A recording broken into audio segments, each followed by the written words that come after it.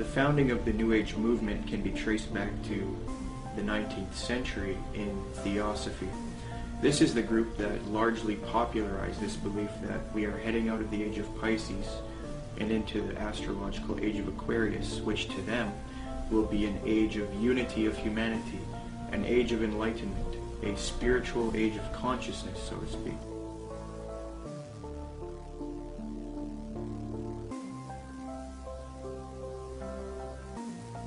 Very clear, yes. There's going to be a one world, political, economic, religion, and this is what all the globalists, the elite, the high-level occultists, the high-level New World Order people, this is what they're wanting. This is what the Bible pretty much clearly predicts as well. And this is obviously what we're moving to. The Freemason and One World Government advocate Zbigniew Brzezinski said the following in his work Between Two Ages, quote, "The technotronic era involves the gradual appearance of a more controlled society. Such a society would be dominated by an elite, unrestrained by traditional values. Soon it will be possible to assert almost continuous surveillance over every citizen and maintain up-to-date complete files containing even the most personal information about the citizen." This admitted New World Order agenda to create a one-world government that rules over humanity is not only political, it is also spiritual and based on what is known as the New Age. This can be verified with irrefutable documentation. Most of the Christians doing this kind of work have been silenced, so I set out across the border to speak to the few researchers that are still left.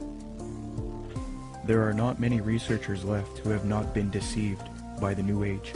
Speaking with these people helped confirm my position even more. The New World Order exists. The elite are occultists who adhere to New Age doctrines, and they are responsible for this new trend of discrediting Christianity, Jesus Christ, and the Christian New World Order researchers. There is a voluminous amount of data that I have obtained in my research on this subject, but after watching this production, do not believe me. Don't believe a word of what I'm saying. Do your own independent research and verify this for yourself.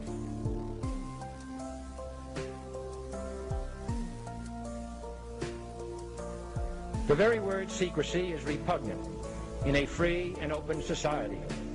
And we are, as a people, inherently and historically opposed to secret societies, to secret oaths, and to secret proceedings. For we are opposed around the world by a monolithic and ruthless conspiracy. Here's the way they look at it. Here's their metaphor. Adam and Eve were held prisoner in the Garden of Eden by an unjust, cruel, and vindictive God.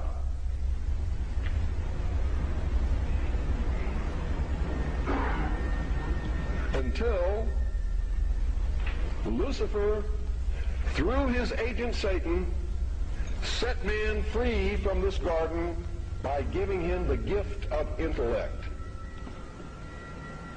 Through the use of intellect, man will conquer the earth, will conquer nature, and will himself become God. It's taught in every Masonic temple in this land. Every secret brotherhood, every secret society, every mystical temple, every occult organization teaches the Luciferian philosophy.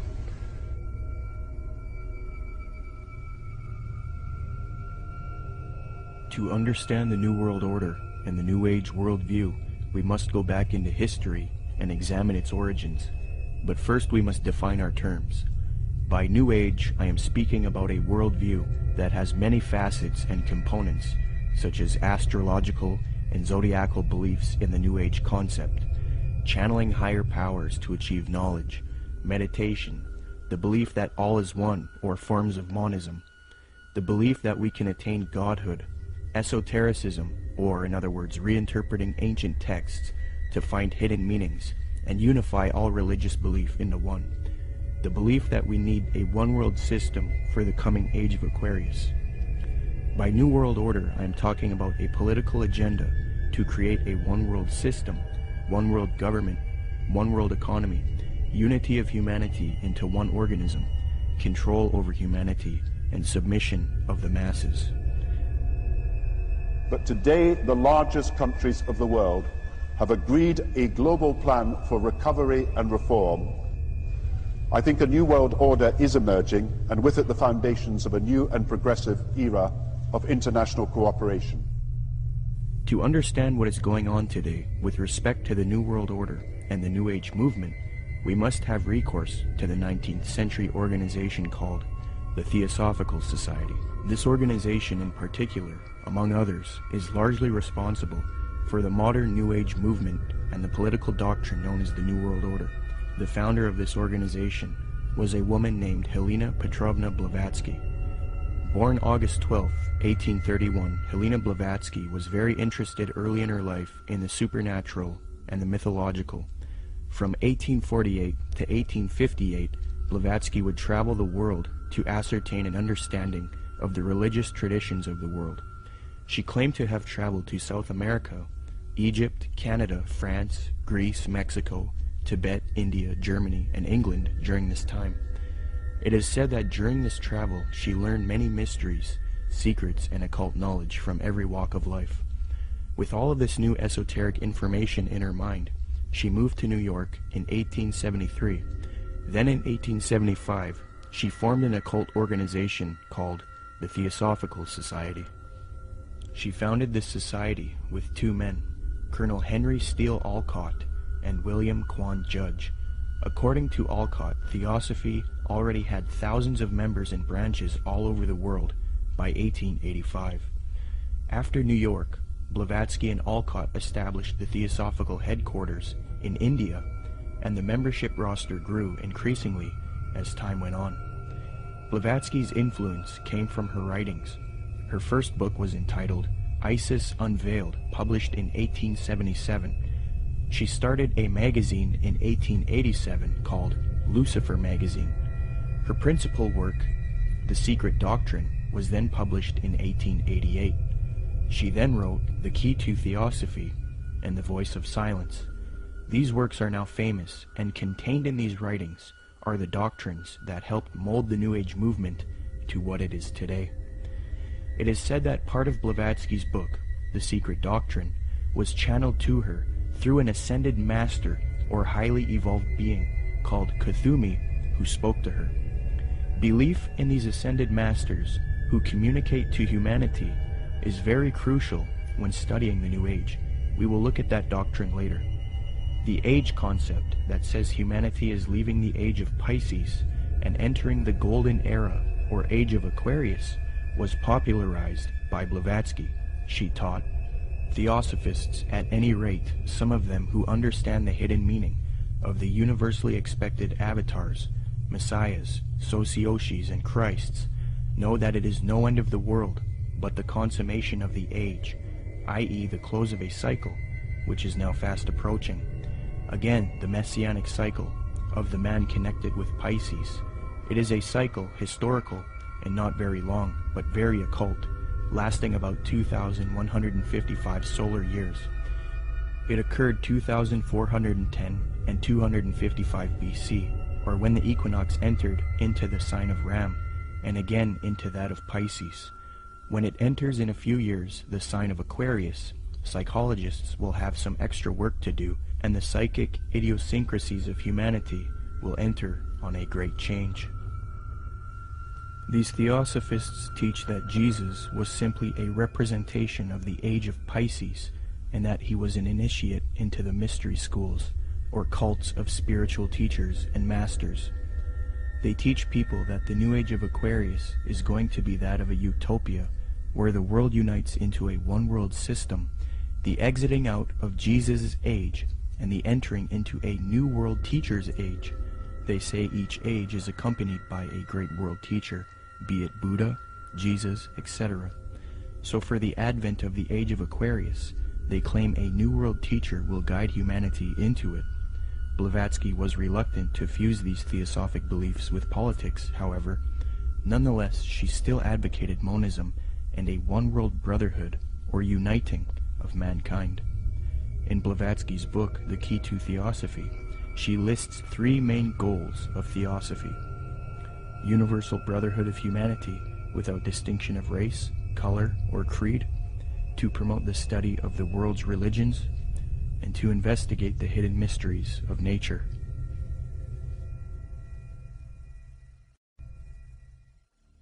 As time went on, Theosophy got very popular.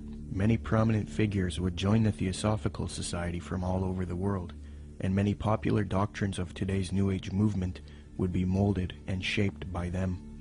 Theosophy is the first major New Age group, and they are largely responsible for many of the modern New Age beliefs, including the belief that Jesus represented the sun god.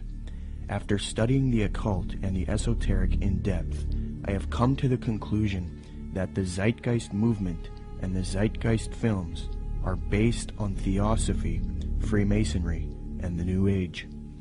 For those who are unfamiliar, in 2007, a man named Peter Joseph released a film called Zeitgeist. This film received millions of views on the internet and became very popular. Then in 2008, Zeitgeist Addendum, the sequel, came out. From there, Peter Joseph established the Zeitgeist movement. Whether Zeitgeist was a film that was intended by Peter Joseph or whoever was behind it to be what it ended up being, I don't know, but I can say that the message that's being expressed by Zeitgeist is without a doubt the most clear depiction of the mystery school ideology, and it's done in such a way to be, it's kind of what I've described as a sort of mystery schools for dummies. It's a way to get people that normally wouldn't be setting foot to any various secret societies. It's a way to indoctrinate them and get them to believe in the same sort of elitist mindset without having to go through any particular initiation. It's also usually accompanied with the idea of pride. That is that the people believe that what they believe is only for a select few, and that sort of has this way of sticking with them, and that nobody believes what I believe, and so it's sort of this elitist mindset that comes with that as well. The first Zeitgeist film was divided into 3 sections. The second section was about 9/11 being an inside job. The third section was about the corruption of the Federal Reserve. I have no real issue with the last 2 sections, but since the release of the first Zeitgeist film, Peter Joseph, the creator, has distanced himself from the 9/11 issue altogether.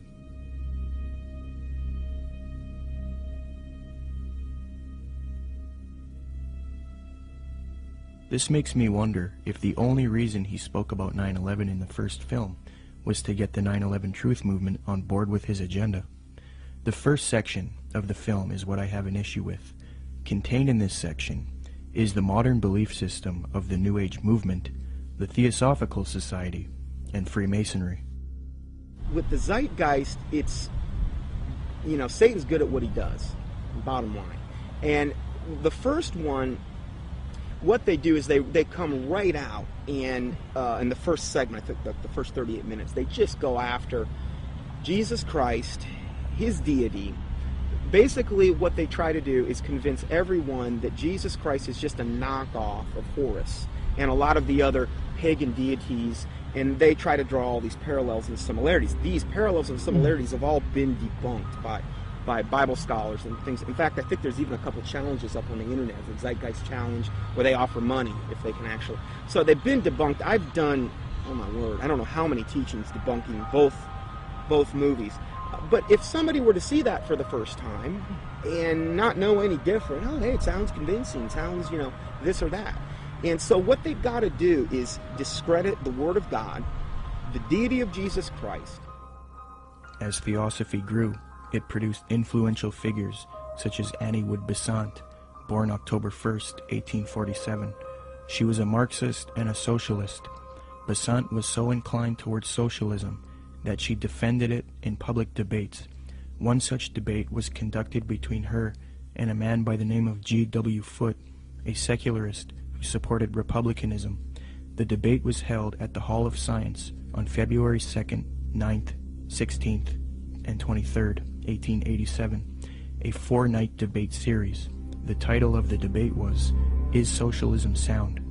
Angelique Richardson and Chris Willis from the University of London Institute for English Studies, when commenting on Besant's worldview, note, quote, "The socialist feminist Annie Besant joined the Marxist-based Social Democrat Federation, SDF, in the 1880s.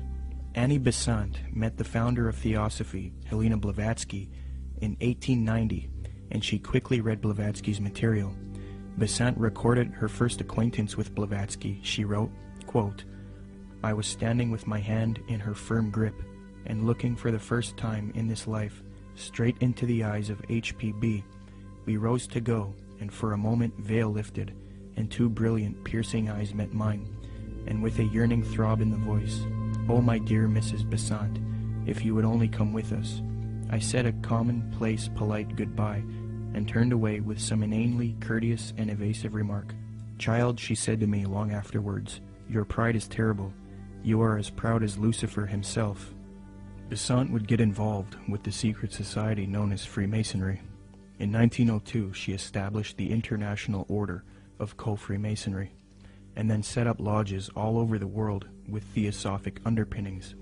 Theosophy, Freemasonry, and Marxism are all connected with the New Age movement. Besant would become president of the Theosophical Society in 1908. As I give you the history and lay the framework for the origins of the modern New World Order ideology and the New Age movement, it is important to note the role of Freemasonry. As previously noted, Theosophy and Freemasonry were somewhat affiliated in the late 19th century. In fact, Helena Blavatsky received an honorary degree of Apprentice Companion, Perfect Mistress, Sublime Elect Scotch Lady, from the Rite of Adoption. She was awarded with these titles by the 33rd degree Freemasons John Yarker, M. Kaspari, and A.D. Lowenstock. Here is a reprint of the Masonic certificate that Blavatsky received.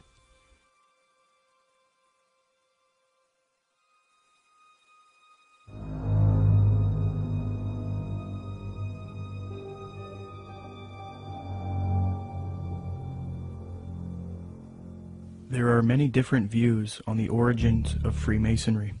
I will present the one which I feel is the most evidenced and well documented. Modern speculative Freemasonry wasn't officially established until 1717 in London with the founding of the First Grand Lodge. Prior to that, there were Masonic lodges in the late 16th century. You first have operative Masonry involving those who would work with stone and who were part of a stone guild that built cathedrals and buildings in the Middle Ages. Around the 17th century, these operative Masons started accepting people into their craft who were not simply stoneworkers. Soon Masonry was not simply limited to stoneworkers. They then later developed into modern speculative Freemasonry of today, which involves secret handshakes, codes, symbolism, mythology, and legendary. The earliest documentation of the word Freemason is in the calendar of the coroner's rolls of the City of London. This is dated 1378 AD, edited by Reginald Sharp and published in 1913. Commenting on the origins of Freemasonry, Harry Carr remarks, quote, "It developed in Britain out of the building trades and fraternities, whose history goes back some 600 years in England. I do insist, however, that our present-day speculative Freemasonry is directly descended from the operative Masonry, whose beginnings we can trace back to the earliest record of organization among Masons in 1356. As far back as 1917, as modern Masonry was already 200 years old, people were recognizing the connection Freemasonry and Theosophy had. In the 1917 work, Heresies Exposed, W. Host remarks, quote, "Freemasonry viewed doctrinally is Theosophy." With respect to the previously mentioned Zeitgeist films and the Zeitgeist movement, I will demonstrate that after a thorough study into these teachings of Theosophy and Freemasonry, it becomes quite clear that this film and movement, which has captivated so many truth seekers, is nothing more than the externalization of Theosophy, Freemasonry, and the New Age to the public. This is important because if it turns out that Zeitgeist is leading people into Theosophical and Freemasonic ideologies, it means that rather than standing against the New World Order One World Government agenda, like the anti-New World Order movement is supposed to be doing, truth seekers are actually associating themselves with ideologies and organizations that are connected to the New World Order, which I will also demonstrate. I will now qualify this hypothesis since I have laid the foundation for Theosophy and Freemasonry. Theosophists and Freemasons, as part of their esoteric doctrine, taught that Jesus was the sun god, the S-U-N, in the sky, and that he was based on the age of Pisces within the zodiac. The Marxist Theosophist Annie Besant taught her students, quote, "Then the sun retrograded into Pisces at the time of the birth of Jesus Christ, the Pisces influence being shown by cures performed by stepping into pools of water, Christ choosing his first apostles from fishermen," unquote. Similarly, the founder of Theosophy, Helena Blavatsky, taught, quote, "Ichthus, a fish. Some of his early disciples were fishermen. Pisces, a conventional shape for the fish," unquote. The notorious Freemason Manly Palmer Hall taught, quote, "During the age of Pisces, the fish was the symbol of divinity, and the sun god fed the multitude with 2 small fishes." In another context, Blavatsky reinforces Theosophy's belief about Jesus, quote, "For the salvation of the world, this was the sun, shorn of his golden rays, and crowned with blackened ones, symbolizing this loss as the thorns. Jesus and even Apollonius of Tyana were but epitomizers of the history of the sun." These doctrines are very sacred to Theosophists and Freemasons. The first section of the first film, Zeitgeist, externalizes these same Theosophic and Freemasonic beliefs, fringe views that historians and scholars dismiss. Zeitgeist repeats, quote, "Jesus is the Son of God. Now Jesus is the figure who ushers in the age following Aries, the age of Pisces," unquote.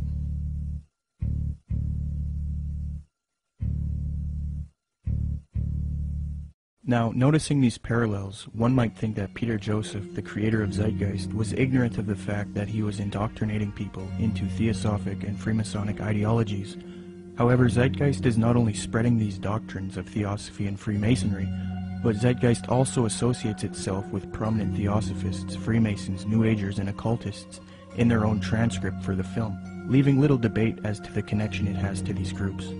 Zeitgeist listed all of its sources for the film in its online transcript, and among the names of people appealed to are Helena Blavatsky, the founder of Theosophy, the Freemason Albert Churchward, New Ager Acharya S., New Ager occultist and theosophical apologist Jordan Maxwell, the Druid Gerald Massey, Edward Carpenter, the socialist and acquaintance of Theosophist, Freemason, and Marxist Annie Besant, the Freemason Manly P. Hall, and the Druid Godfrey Higgins, who is associated with Helena Blavatsky.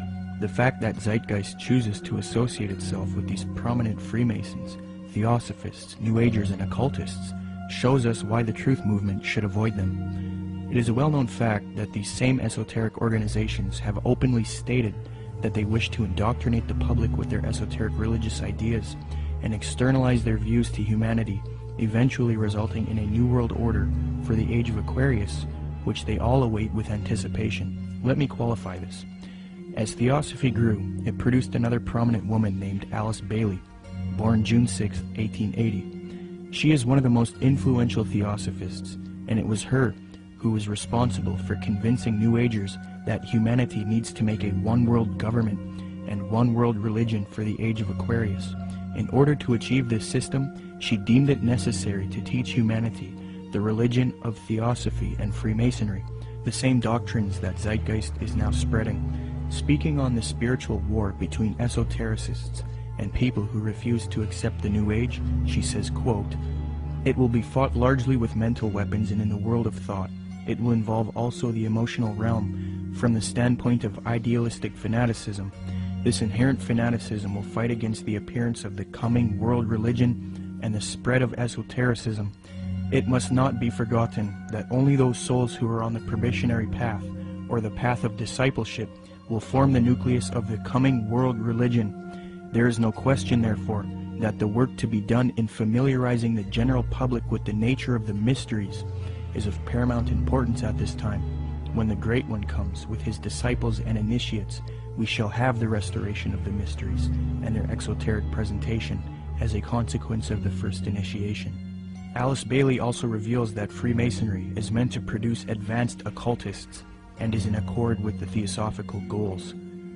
Quote, "The Masonic movement, when it can be, divorced from politics and social end, from its present paralyzing condition of inertia, will meet the need of those who can and should wield power. It is the custodian of the law, it is the home of the mysteries, and the seat of initiation. It holds in its symbolism the ritual of deity, and the way of salvation is pictorially preserved in its work. The methods of deity are demonstrated in its temples, and under the all-seeing eye, the work can go forward. It is a far more occult organization than can be realized, and it's intended to be the training school for the coming advanced occultists, unquote. The main source of Zeitgeist is Acharya S. She advocates one world system under the age of Aquarius. This is very interesting as the main source that this traces back to is Alice Bailey. You can trace this to one book in particular called The Externalization of the Hierarchy, which advocates this extensively and even openly admits this in the first few pages of that volume. In his book, The Arcana of Freemasonry, the Freemason Albert Churchward that Zeitgeist appealed to gave the following admission, quote, "Can the unity of the world be accomplished by Freemasons? Yes, and by Freemasons only." There is a common misconception about Freemasonry, and that is that many people believe it is merely a friendly fraternity where men meet up to network and socialize. This is partially true, but there are elements of Freemasonry that are not so innocent. The Freemasonic Society was infiltrated in the late 18th century by an organization called the Order of the Illuminati. There's a lot of fictional, embellished information about the Illuminati, but if you sift through all of the data, there are some very important key facts. All historians will grant that the Illuminati certainly existed in Bavaria, Germany, and that it was founded in 1776 by a man named Adam Weishaupt. This organization was a type of revolutionary organization that sought political and societal reform. The order grew and became very popular. It was then outlawed by the patriotic ruler of Bavaria, Duke Karl Theodor. He issued 3 edicts against the Illuminati, the third being in 1787. Illuminati writings were discovered after raids of castles and arrests of members. These writings were then translated from Old High German by 2 men contemporary with the Illuminati, Abe Barrel and John Robison. The writings were published in their works, Proofs of a Conspiracy and Memoirs Illustrating the History of Jacobinism. The writings revealed that the Illuminati wanted a one-world system ruled by them, the overthrow of religion, and the infiltration of Freemasonry to achieve this, so that they could operate under another name and occupation.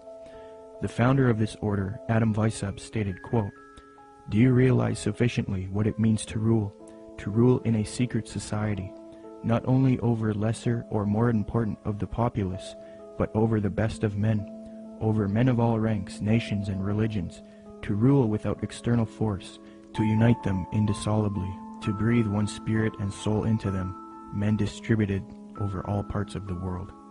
The prolific Freemasonic author and historian Albert Mackey reports, quote, "To give the order a higher influence, Weishaupt connected it with the Masonic institution, after whose system of degrees in esoteric instruction and of secret modes of recognition it was organized. The order at first was very popular, and enrolled no less than 2,000 names upon its registers, among whom were some of the most distinguished men of Germany. It extended rapidly into other countries, and its lodges were to be found in France, Belgium, Holland, Denmark, Sweden, Poland, Hungary, and Italy. The original design of Illuminism was undoubtedly the elevation of the human race, but it cannot be denied that in the process of time, abuses had crept into the institution, and that by the influence of unworthy men, the system became corrupted. So fused with Freemasonry in the 18th century was the doctrine of elitism and globalization, the overthrow of religion, namely Christianity. The question is, did the Illuminati cease to exist after it was outlawed in Bavaria, or did it live on? According to historians like Mackey and others, the Illuminati infiltrated Masonic lodges all over Europe before it was persecuted by the Bavarian government. So with that in mind, How could the Bavarian government stop this order if it was already all over Europe? The answer is they couldn't have. The Illuminati was too big, and thus it continued under Freemasonry. The French historian Henry Martin reports, quote, Bicept proposed as the end of Illuminism the abolition of property, social authority, nationality, and the return of the human race to the happy state in which it formed only a single family, without artificial needs, without useless sciences, every father being priest and magistrate. President George Washington himself was convinced that the Illuminati existed after 1785, when it was outlawed in Bavaria. He corresponded with the Reverend named G.W. Snyder, voicing his concerns about the Illuminati. This was written 13 years after the Illuminati was outlawed in Bavaria. George Washington states, quote, I have heard much of the nefarious and dangerous plans and doctrines of the Illuminati. It was not my intention to doubt that the doctrines of the Illuminati and the principles of Jacobinism had not spread in the United States. On the contrary, no one is more truly satisfied of this fact than I am. The idea that I meant to convey was that I did not believe that the lodges of Freemasons in this country had, as societies, endeavored to propagate the diabolical tenets of the first or the pernicious principles of the latter, if they are susceptible of separation, that individuals of them may have done it, or that the founder or instrument employed to found the democratic societies in the United States may have had these objects and actually had the separation of people from their government in view, is too evident to be questioned. From President Washington, we learned that he believed the Illuminati was nefarious and dangerous. He had little doubt about the Illuminati spreading to America by 1798. He was truly satisfied, or in other words, convinced of this fact. He thought it was too early for whole Masonic lodges to be striving for Illuminati objectives, but he did believe individuals within American lodges were certainly doing so. He believed the founder or instrument used to found the democratic societies in the USA may have had Illuminati objectives in mind, and that they had the separation of the people from their government in view.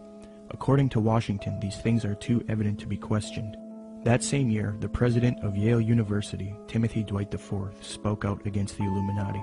Quote, the great and good ends proposed by the Illuminati as the ultimate objects of their union are the overthrow of religion, government, and human society, civil and domestic. Joseph Willard, the president of Harvard University, said in a speech in New Hampshire, quote, there is sufficient evidence that a number of societies of the Illuminati have been established in this land of gospel light and civil liberty, which were first organized from the Grand Society in France. They are doubtless secretly striving to undermine all our ancient institutions, civil and sacred. These societies are closely leagued with those of the same order in Europe. They have all the same objects in view. The enemies of all order are seeking our ruin. Should infidelity generally prevail, our independence would fall, of course. Our republican government would be annihilated. Speaking on this new Freemasonry that was infiltrated by Illuminati elitist doctrines, John Quincy Adams, the 6th President of the United States, remarked, quote, I do conscientiously and sincerely believe that the order of Freemasonry, if not the greatest, is one of the greatest moral and political evils. Because this Illuminati doctrine of globalization and societal reform was fused into Freemasonry, later prominent Masons started voicing their anticipation of a new world order, one world system.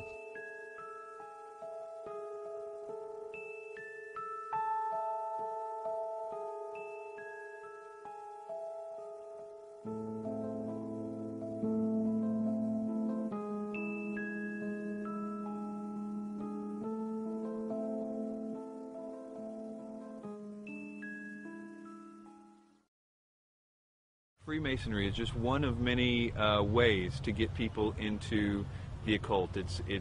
But even more than that, it's able to get them into a really sort of packaged way to produce people that can be used in a more mechanical way in the system. That is, that they can be put into places of power to turn a lot of the gears and things like that.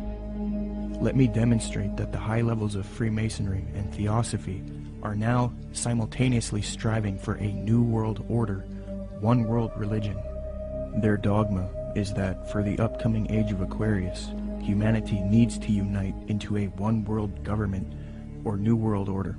The former Supreme Grand Master of the Fraternity of the Rosy Cross, or FRC, Reuben Swinburne Plimer, wrote in his work Ancient Mystic Oriental Freemasonry, quote, "Mystic Masonry is not only the key to the religion taught to all men in all ages from the very beginning of conscious life up to the present, but it holds the keys to these religious and is, in fact, the very repository of religion itself.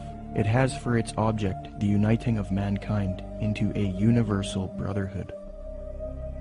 The 19th and 20th century Freemason and Rosicrucian Arthur Edward Waite admitted that secret societies he was involved with control political, scientific, and religious affairs. Waite believed that these societies always existed in every nation and are connected to modern societies, which I believe can be disputed. But nonetheless, he stated the following in his work, The Real History of the Rosicrucians, quote, "Beneath the broad tide of human history, there flow the stealthy undercurrents of the secret societies, which frequently determine in the depths the changes that take place upon the surface. These societies have existed in all ages and among all nations, and tradition has invariably ascribed to them the possession of important knowledge in the religious, scientific, or political order according to the various character of their pretensions," unquote. The official Freemasonic Scottish Rite magazine, entitled The New Age Magazine, admits that it is for a New World Order, New World Religion, and New Age, quote, "Great God our King has chosen the great American public schools to pave the way for the new race, the new religion, and the new civilization that is taking place in America. Any mother, father, or guardian who is responsible for the taking away of the freedom of mind, freedom of will, or freedom of spirit is the lowest criminal on earth, because they take away from that child the God-given right to become part of God's great plan in America for the dawn of the new age of the world." 33rd degree Freemason Manly Palmer Hall advocated world government, quote, "The new Atlantis sets forth an ideal government of the earth. It foretells that day when in the midst of men there shall rise up a vast institution composed of the philosophic elect, an order of illumined men band together for the purpose of investigating the laws of life and the mysteries of the universe. The age of boundaries is closing, and we are approaching a nobler era when nations shall be no more, when the lines of race and caste shall be wiped out, when the whole earth shall be under one order, one government, one administrative body," unquote. Alice Bailey, the prominent theosophist, stated, quote, "The new era is coming. The new ideals, the new civilization, the new modes of life, of education, of religious presentation, and of government are slowly precipitating, and nothing can stop them." N. Sri Ram, a prominent theosophist and New World Order advocate, stated, quote, "Let us first consider the restoration of the mysteries. It is well known among members of the co-Masonic movement that its work has been faithfully continued up to the present, and that its number of lodges has steadily increased.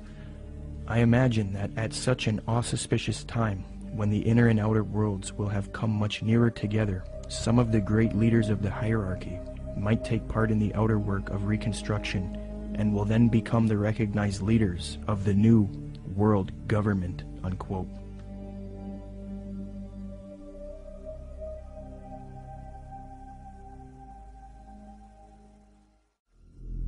Now, this was written by Manly P. Hall.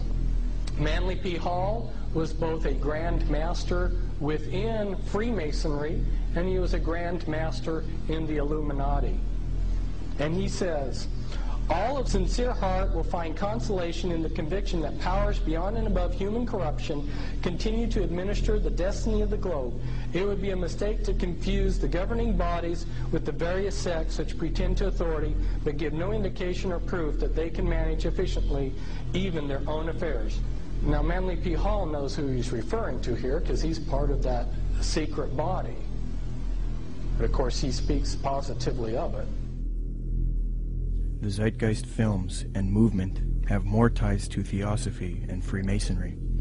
At just 2 minutes into the second Zeitgeist film, Zeitgeist Addendum, a lecture of a man by the name of Jiddu Krishnamurti is played. Jiddu spent much of his childhood in southern India.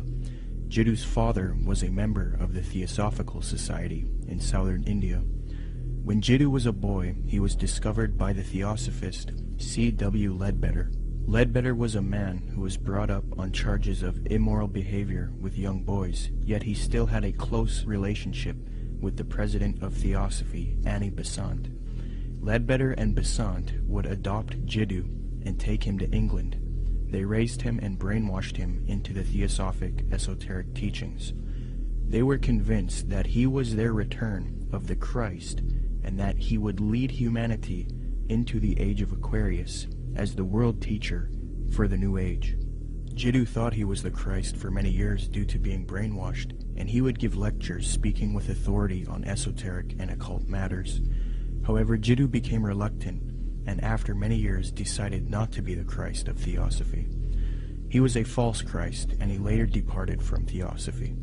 He did retain connection with Theosophists, and devoted the later part of his life to giving lectures on New Age spirituality. He authored many books on the subject as well. The fact that Zeitgeist would include this man in their film, knowing his deep connection with Theosophy, should demonstrate to everyone the New Age esoteric nature of the Zeitgeist films and movement. One of the main claims of Zeitgeist is that the gospel story of Jesus is derived from the stories of previous pagan gods. They attempt to draw parallels between Jesus and these other gods to try to show that the story of Jesus is just a copycat story. Subsequently, these claims have all been debunked by scholars and historians. Zeitgeist appealed to Acharya S. for this theory. These claims can be found in her book, The Christ Conspiracy. Interestingly, it was the founder of Theosophy, Helena Blavatsky, and the Marxist theosophist Annie Besant who popularized these types of arguments and inserted them into the New Age movement. The emphasis is removing uniqueness from Jesus Christ in Christianity, because to the New Ager, humanity is leaving Jesus' age of Pisces, which they believe is now evil. According to them, many people are still stuck believing in Christianity, holding the world back from their new spirituality. So what better way to fix this problem than to discredit the avatar of the previous Piscean age, Jesus Christ? They will even go as far as to say Jesus never existed in order to lead people away from Christianity. Thus the masses are now on board with the new Aquarian world order. Even modern New Agers around today will utilize this deception. New Age spokesman and disciple of Alice Bailey in Theosophy, Benjamin Creme, states, quote, "The 5 major initiations which take one to liberation have their symbolic enactment in the life of Jesus. That is what the gospel story is really about. It is a very ancient story and has been presented to mankind again and again in different forms long before the time of Jesus," unquote. When one compares Acharya S.'s book The Christ Conspiracy to Helena Blavatsky's book Isis Unveiled Volume 2, it becomes quite clear where Acharya got much of her material. For extensive rebuttals to this copycat thesis, see the following books, videos, and articles. The 3 things that Zeitgeist adopts from Theosophy and Freemasonry with respect to theology are 1. The belief that the story of Jesus was copied from other religions. 2. That Jesus is a representation of the sun. And 3. That Jesus ushered in the age of Pisces. It makes sense why Theosophists would spread these views, because they want a world system for the age of Aquarius, and in discrediting Christianity and connecting Jesus to astrology, they can get apostate Christians on board. But why then does Zeitgeist spread this propaganda? Interestingly, the creator of Zeitgeist, Peter Joseph, has wanted a world system or utopia paradise on earth since the release of the first Zeitgeist film. And as far as the spiritual aspect of life, you know, we're all pure spirituality. Of course there's something outside of understanding, because we're just a fragment inside this larger whole. I end Zeitgeist with a very positive note. We're talking about the consciousness, the whole consciousness, because you can scientifically orient yourself and even more importantly, spiritually orient yourself into a collective consciousness to realize that we're all one organism. And the moment people stop dividing themselves up and generating religious division, political division, the moment people stop fighting amongst themselves is the moment paradise will dawn. Similarly, Zeitgeist's main source, Acharya S., has advocated the New Age of Aquarius that the elitist Theosophists and Freemasons await in her 1999 work, The Christ Conspiracy, quote, "But the future is now, and the maneuvers are being unveiled. As far as Christianity's role in this new age, Carpenter states, quote, Christianity, therefore, as I say, must either now come frankly forward and acknowledge its parentage from the great order of the past, seek to rehabilitate that, and carry mankind one step forward in the path of evolution, or else it must perish. There is no alternative. Despite the vilification of the so-called New Age movement, the fact is that we are entering into a new age. The age referred to in the gospel tale is that of Pisces, and through contrivance and duplicity, coercion and slaughter, the fish god Jesus, the Piscean solar avatar, has indeed been with us, but now it is the close of the age, and his time is over. As Hancock says, we live today in an astrological no man's land, at the end of the age of Pisces, on the threshold of the new age of Aquarius. Traditionally, these times of transition between one age and the next have been regarded as ill-omened. Ill-omened verily, as the ongoing destruction of the earth and the endless warfare over ideology will indeed produce the Armageddon so long awaited and planned by those who cannot live for today but must look towards an afterlife. By realizing the cultural unity revealed behind the Christ conspiracy, however, humanity can pull together and prevent this fall to create a better world. 75 years before Zeitgeist's main source Acharya S. penned that admission, the former president of Theosophy, Annie Besant, wrote something almost exactly the same, quote, The equinox will reach the sign of Aquarius, coinciding the great cycle of influence. We can indeed hope to put a complete end to all the influence of the past cycle, with its tyranny, slavery, war, and cruelty. This is one of the great transitional epochs, and the karma before humanity as a whole, and to every group in particular, is to reform itself from slavery, female subjection, war, and cruelty, and establish a civilization based on humanness and interest in spiritual matters. New Age author Gail Fairfield explains what is expected for the supposed upcoming age of Aquarius. She states, quote, The sign of Aquarius is the sign of focused concepts. It concentrates intently on developing its ideas and then applies them to the betterment of humankind. It has talent for rapidly correlating all the information available into a political, ethical, spiritual, technological system. Aquarius creates optimal features for individuals and for humanity because it needs alternatives, possibilities, and something to move towards. Overall, Aquarius is a reformer and visionary working to create its utopia, unquote. Isn't it interesting that right after Zeitgeist promoted the Aquarian New Age concepts in the first Zeitgeist film, the second film, Zeitgeist Addendum, then goes on to convince its followers to strive for a similar Aquarian one-world system, New World Order, called the Venus Project. Indeed, the solution offered by the film Zeitgeist Addendum is that humanity needs to unite into the very same thing that Theosophy and Freemasonry wants it to unite into, a one-world universal esoteric brotherhood of humanity. A new world order.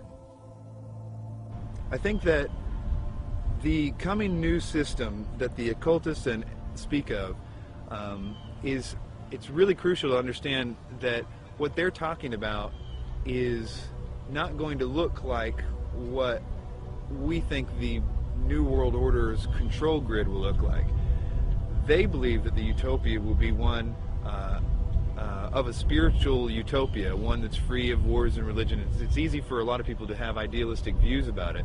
They're going to make it sound wonderful, which is what like the Zeitgeist Addendum particularly does in the second part, where they talk about, oh, we're going to like, you know, have free energy, we're going to provide your needs. There's been talk about erasing all debts. That's more the Venus Project is more what is it Jacques Vallée? Jacques Fresco. That's more what he's into. Okay, this is his utopian approach to the New World Order, where I literally heard him say on the addendum, where he said, "We'll have no laws.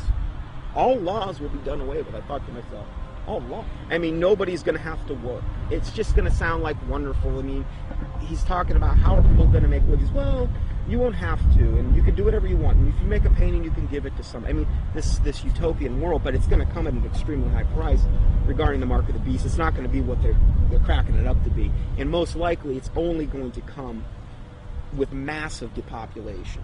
And they're going to probably try to pull that off a number of different ways. But you have the Zeitgeist, this utopian approach, and then you also have the way the Ascended Master, some of the Ascended Masters say, will be done through a project called Nasera, which, you know, is very similar in what the Zeitgeist Addenda talks about. It's just kind of a different flavor of it all.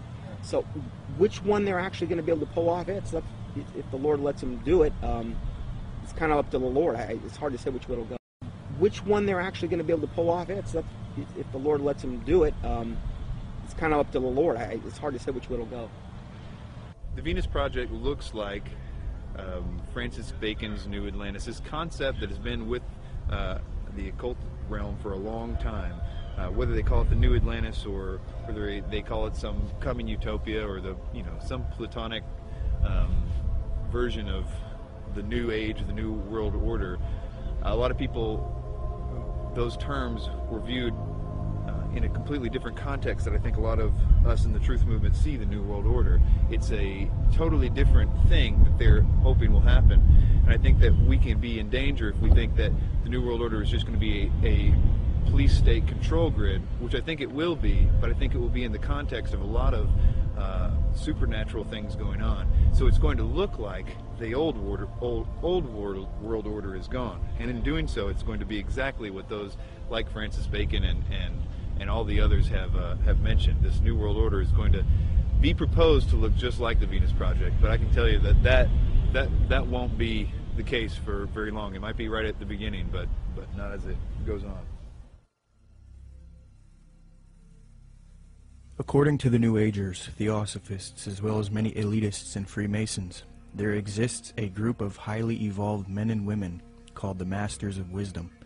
These powerful groups claim that Buddha, Krishna, Muhammad, and Jesus were all masters of wisdom, and that a being named Maitreya is the leader of these beings, who in turn is subject to the true leader, Sanat Kumara.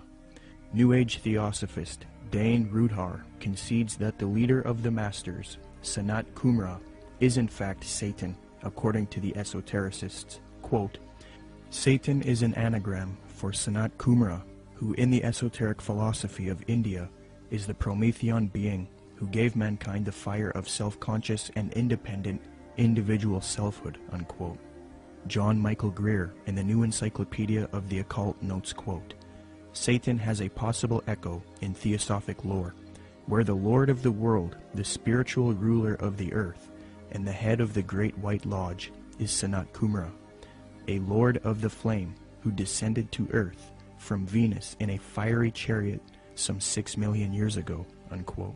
Helena Blavatsky taught her students that it is actually Satan who is God, the Messiah, and that Jehovah is the evil one. She stated, quote, It is but natural, even from the dead letter standpoint, to view Satan, the serpent of Genesis, as the real creator and benefactor, the father of spiritual mankind. For it is he who was the harborer of light, bright radiant Lucifer, who opened the eyes of the automation created by Jehovah, as alleged, and he who was the first to whisper, In the day ye eat thereof, ye shall be as Elohim, knowing good and evil, can only be regarded in the light of a savior, an adversary to Jehovah, the personating spirit.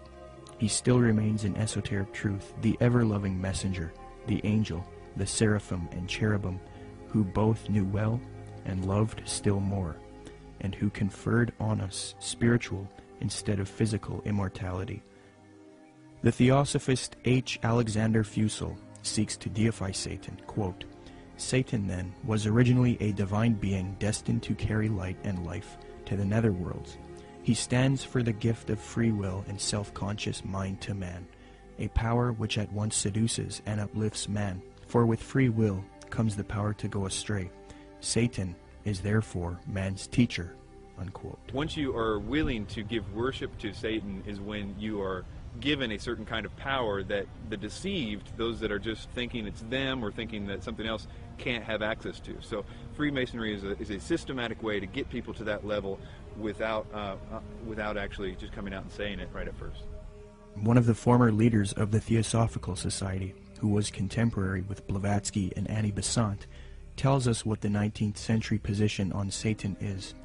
In his work Spiritualism, Madame Blavatsky, and Theosophy, Rudolf Steiner states, quote, Lucifer is not a being that we can see with our present-day physical eyes. Lucifer can be seen only with the awakened clairvoyance. Seen clairvoyantly, in fact, Lucifer is a particular being who was left behind during the moon phase of evolution, unquote. N. Sri Ram, who often gave lectures at the United Nations, a major theosophist and writer for Lucifer magazine, clarifies, quote, "The adversary, or Satan, is no other than Lucifer, the light-bearer, the bright morning star. He is the initiator, awakening the divine faculties of intellect on man. He is the king of the fallen angels, spirits from higher spheres, who descended among primitive mankind of the third race, to develop in man and endow him with his self-conscious mind, or manas," unquote. Theosophy teaches that Satan or Lucifer is actually a divine being who saves humankind and brings him consciousness. Many modern influential New Agers who were deceived by Theosophy repeat the same theme. David Spangler admits that Lucifer is a being that New Agers honor, and the light of Lucifer is the light of God. Quote, "The true light of Lucifer cannot be seen through sorrow, through darkness, through rejection. The true light of this great being can only be recognized when one's own eyes can see with the light of the Christ, the light of the inner sun. Lucifer works within each of us, trying to bring us to wholeness. And as we move into a new age, which is the age of man's wholeness, each of us, in some way, is brought to that point which I term the Luciferic initiation, the particular doorway through which the individual must pass if he is to come fully into the presence of his light and his wholeness. Lucifer comes to give us the final gift of wholeness. If we accept it, then he is free, and we are free. That is the Luciferic initiation. It is one that many people now, and in the days ahead, will be facing, for it is an initiation into the new age. It is an initiation of leaving the past and moving into the new, shedding our guilts and fears, our anxieties, our needs, our temptations, and becoming whole and at peace, because we have recognized our inner light and the light that enfolds us, the light of God," unquote. So indeed the Luciferian doctrine is fused into the New Age movement due to Theosophy. Along with this doctrine is the belief that because of Satan, man is now thinking he will evolve, conquer the world, conquer nature, and become a god. The Freemason W.L. Wilmhurst bolstered the fact that Freemasonry is aimed at creating god men. The purpose of initiation is attaining godhood, he states, quote, "The height of the lodge, even as high as the heavens, implies the range of consciousness possible to us. When we have developed our potentialities to the full is infinite. Man who has sprung from the earth and developed through the lower kingdoms of nature to his present rational state has yet to complete his evolution by becoming a godlike being and unifying his consciousness with the omniscient, to promote which is and always has been the sole aim and purpose of all initiation," unquote. Danny and Englewood, you're on the air. Go ahead. Yeah, you're going to take this the wrong way, Peter J., director of Zeitgeist, but what you just said sounds exactly like Satanism.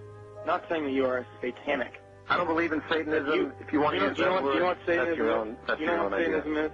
Atheists. People who do not believe in a God. People who believe that man is God. That's what that's Satanism correct. is. You are God. Okay, then you are a Satanist. You are God. You are God. You are God.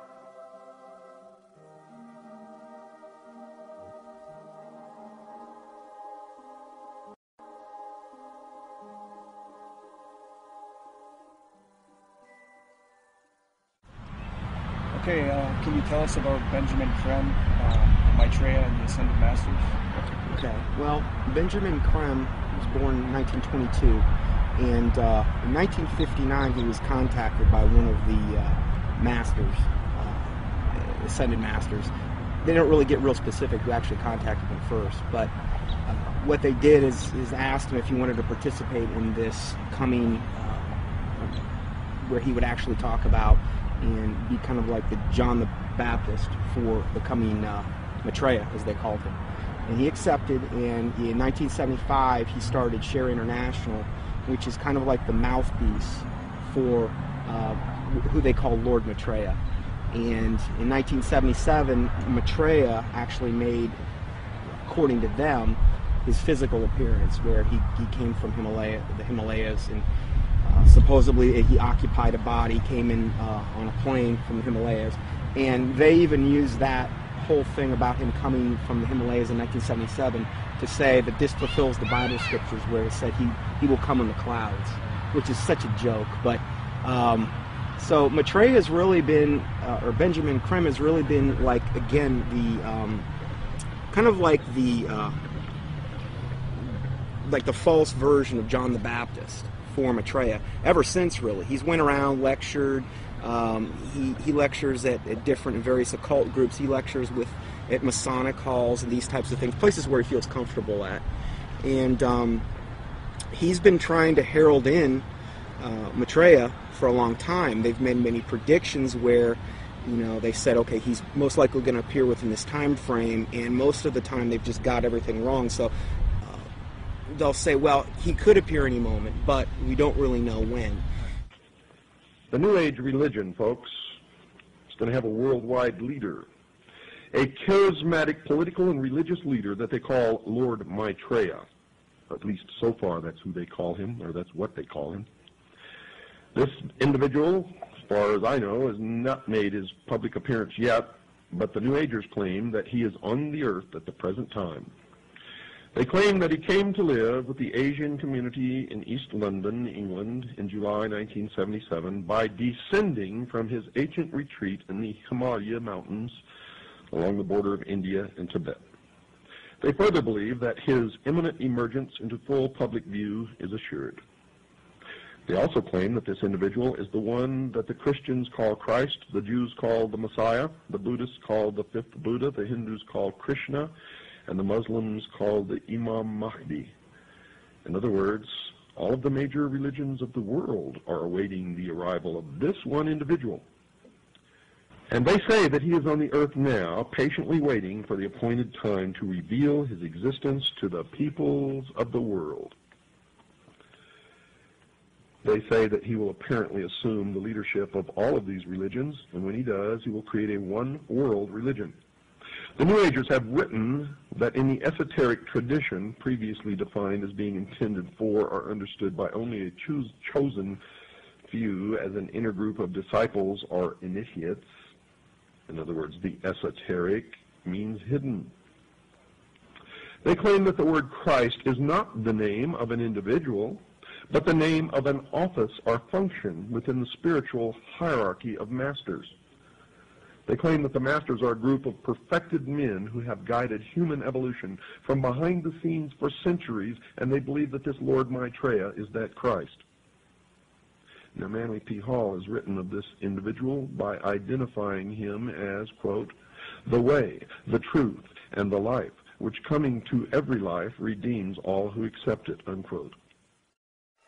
Since Jiddu Krishnamurti, featured in Zeitgeist Addendum, failed as the world teacher responsible for ushering in the Age of Aquarius one-world system, Theosophists, Freemasons, and occultists have been waiting for their world teacher since then. Well, on January 9th, 1959, a student of Alice Bailey and Blavatsky, who was already familiar with the doctrine of the Ascended Masters, Benjamin Creme, would come into contact with powerful forces who would appoint him to introduce Maitreya, the world teacher, to humanity. Creme's first experience is as follows. On January 3rd, 1959, Creme became possessed by an energy, and a message from an outside force said to him, "Go to Blackfriars Bridge, south side, Blackheath side, on January 9th, 9:30 p.m. So on January 9th, 1959, Benjamin Creme followed these instructions and crossed Blackfriars Bridge in London, walking to the south side. There was no one about. It was deserted. There was a car waiting at the far end of the bridge. He walked beside the car and looked inside of it. There were some people in it who he did not know, but one of them was a man who told him he had been receiving messages from the Ascended Masters. From there, Creme started receiving messages again from this force, who he now believed were these Ascended Masters that Theosophy invented. This entity told Creme to pull out his tape recorder. It began giving Creme long dictations, which he repeated into the tape recorder. The entity said, "Now our master Maitreya himself has something important to tell you." Krem then claimed to be overshadowed by Maitreya, this leader of the Ascended Masters.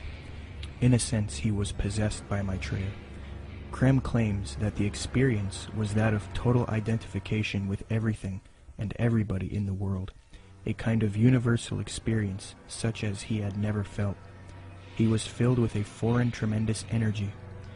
Krem claimed to have seen a vision of himself in the future, as well as Maitreya, the world teacher, who ushers in the age of Aquarius, one world system. Later he was instructed that he would help introduce Maitreya to the world. Since then, Krem started an organization called Share International. They have a website as well. It is aimed at promoting Maitreya and the teachings of Theosophy and the New Age. Krem admitted that he was influenced by Helena Blavatsky and Alice Bailey. Quote, "To many today, this awareness includes the recognition of higher states of consciousness attained by those who make up the emerging spiritual kingdom, the masters and initiates of the world.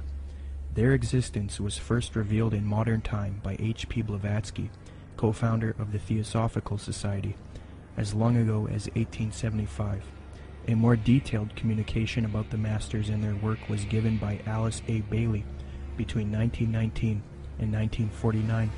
In her book The Externalization of the Hierarchy, she revealed the existence of a planned return to physical plane work and activity by this group of enlightened men, which return, I submit, has already begun."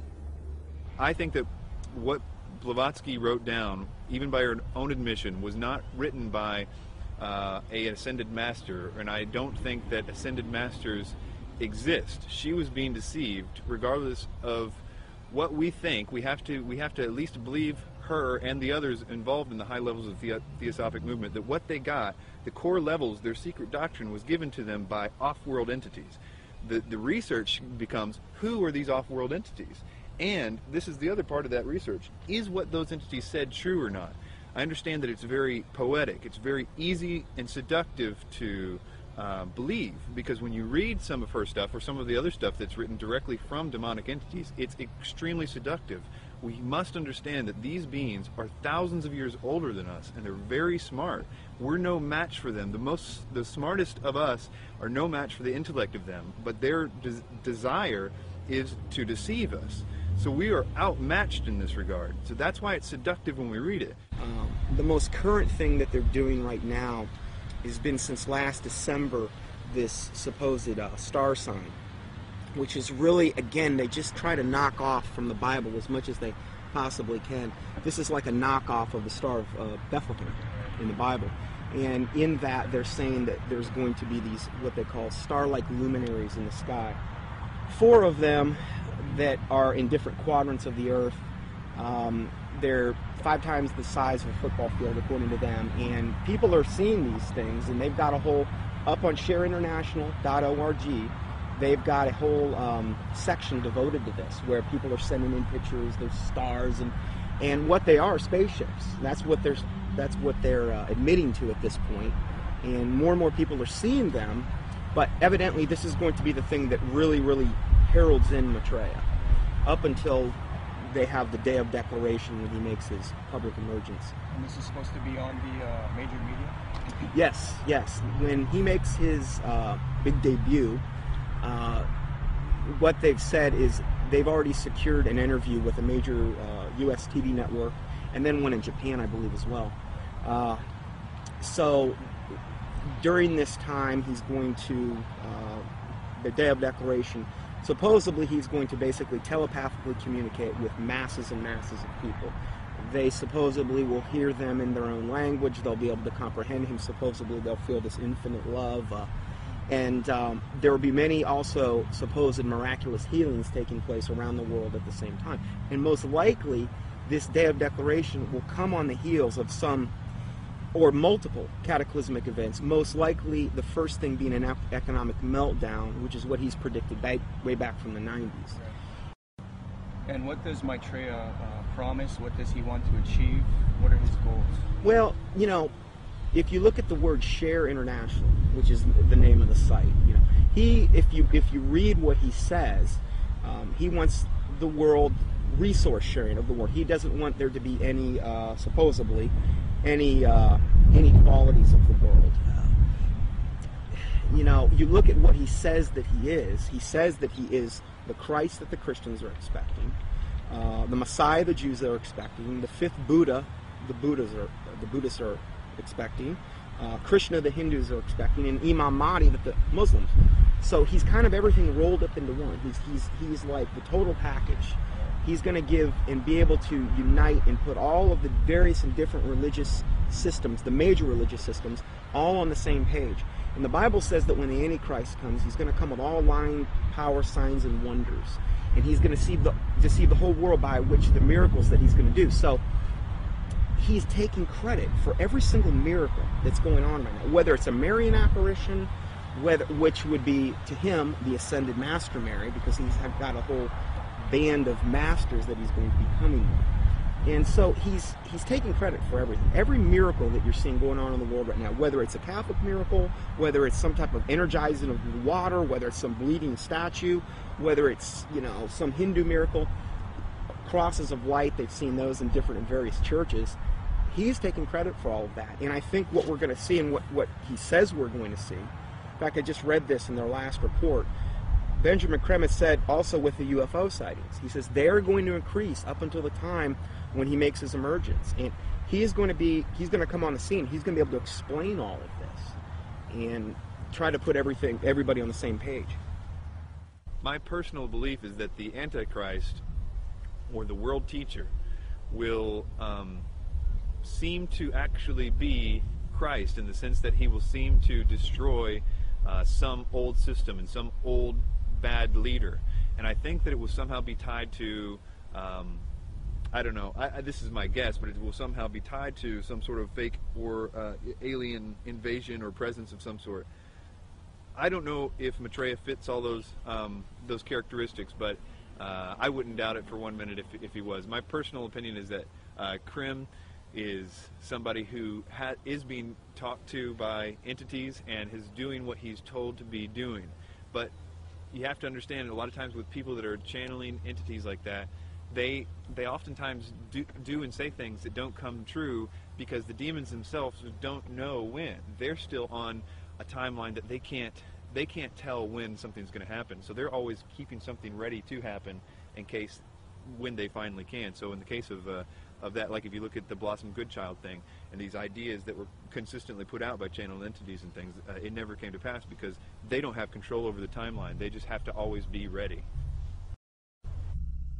According to Share International and the Swahili edition of the Kenya Times, Maitreya made an appearance June 11, 1988, to a local congregation in Nairobi, Kenya. The editor of the Swahili edition of the Kenya Times, a veteran journalist named Job Matungi, witnessed the event and took some pictures. A summary of his article as it appeared in his newspaper is as follows, quote, "The tall figure of a barefooted, white-robed, and bearded man appeared from nowhere and stood in the middle of the crowd. He was walking slowly towards the new church building, away from the tent. Mary walked with him side by side. I stared at the stranger without blinking, wafted on top of his turbaned head, his feet, and his entire body. In clear Swahili, which had no traces of accent, the strange man announced that the people of Kenya were blessed, especially those who had gathered at the venue that afternoon. We are nearing the time of the reign of heaven, but before that I shall come back and bring a bucket full of blessings for all of you, the man said. A bucket full of blessings is a reference to the astrological symbol for the age of Aquarius. Aquarius is depicted as a man carrying a pitcher of water in the zodiac. But continuing with the article, quote, "It took the crowd nearly 20 minutes to recover after the man left the meeting in a car belonging to a Mr. Gurnam Singh, who offered to give him a lift. But it will probably take Mr. Singh his lifetime to recover from the shock he got 2 minutes later. On reaching the bus terminus, the man informed Mr. Singh to stop the car. On getting out, he walked a few paces beside the road and simply vanished into thin air." New Age expert and attorney Constance Cumby, author of The Hidden Dangers of the Rainbow, had stumbled onto this Maitreya figure in her research in the 80s. Her book, published in 1983, was the first book to give a full expose on Maitreya and Benjamin Creme. On page 21, she notes a Denver Post interview conducted by Jack Kissling speaking to Benjamin Creme, quote, "Won't the advent of a single world religion annoy the hierarchies of all the current Orthodox religions?" I asked. "More than that," he said with a smile. "They will be shocked. I dare say they will be among the last to accept the Christ." But according to Kissling, Creme said confidently, "It will come because it must. We will begin to live," he said, "as potential gods," unquote. Constance Cumby also notes that Creme is a Luciferian by citing a WLAC radio interview, quote, "In a November 9, 1982 radio interview over WLAC, Nashville, Benjamin Creme told the entire Bible Belt that Lucifer came to planet Earth from planet Venus 18.5 million years ago and made the supreme sacrifice for us," unquote. Constance Cumby had direct contact with Benjamin Creme face-to-face in Detroit, Michigan. I had the opportunity to meet this brave woman, and she showed me the place in which she had attended a lecture by Benjamin Creme.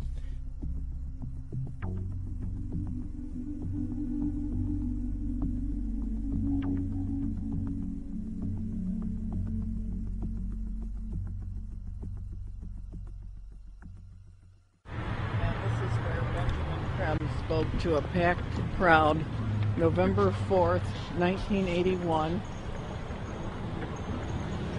and Bread for the World was out there, had tables, Oxfam, every group you could think of was sitting out there.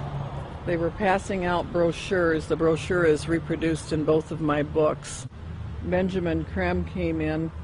He opened, he gave some kind of a hand signal that looked something like that, and I thought at first he was waving to somebody, but the crowd appeared to flip into a trance. And then he started speaking, and he was rotating his head. I can't even come close to, it was as close to a 180-degree spin of a head as I've ever seen. How his head didn't snap off, I'll never know. And then he started talking and laying out what they were doing, and the crowd was thoroughly under several degrees of hypnosis. I knew many people in that crowd from political circles and social circles in Detroit for many years, and I talked to some of them, and the common denominator was they had all been through one kind of mind control course or another, one type of New Age class or another. I talked to a fellow behind me, Al Banks, and I said, he was a film producer doing much of what you're doing now. And I said, "Al, I know what I'm doing here tonight. What are you doing here?" And he said, "Because, Connie," he said, "I'm taking a course in miracles at Unity." He said, "I've joined Unity. We're all required to take a spiritual growth class. I've taken a course in miracles. It was a class requirement that we be here tonight." And then he said, "You know, Connie, I would have thought a progressive person like you would have joined Unity a long time ago." Well, then I started explaining to him exactly why I haven't, and he snapped, the glaze snapped off his eyes for a little bit. He thanked me for telling him. And then Creme came in and started doing his thing. And at the end of the evening, they had been promised an appearance by Maitreya, the Christ, channeled through Benjamin Creme himself, that Maitreya would speak through Benjamin Creme. And Benjamin Creme asked everybody to join in the recitation of the Great Invocation. I told the woman standing next to me, "I will not say the Great Invocation with you. I will say my own prayer." And she was a nice little prim, proper-looking black lady. Could have been active in any Black Baptist church in Detroit from her appearance.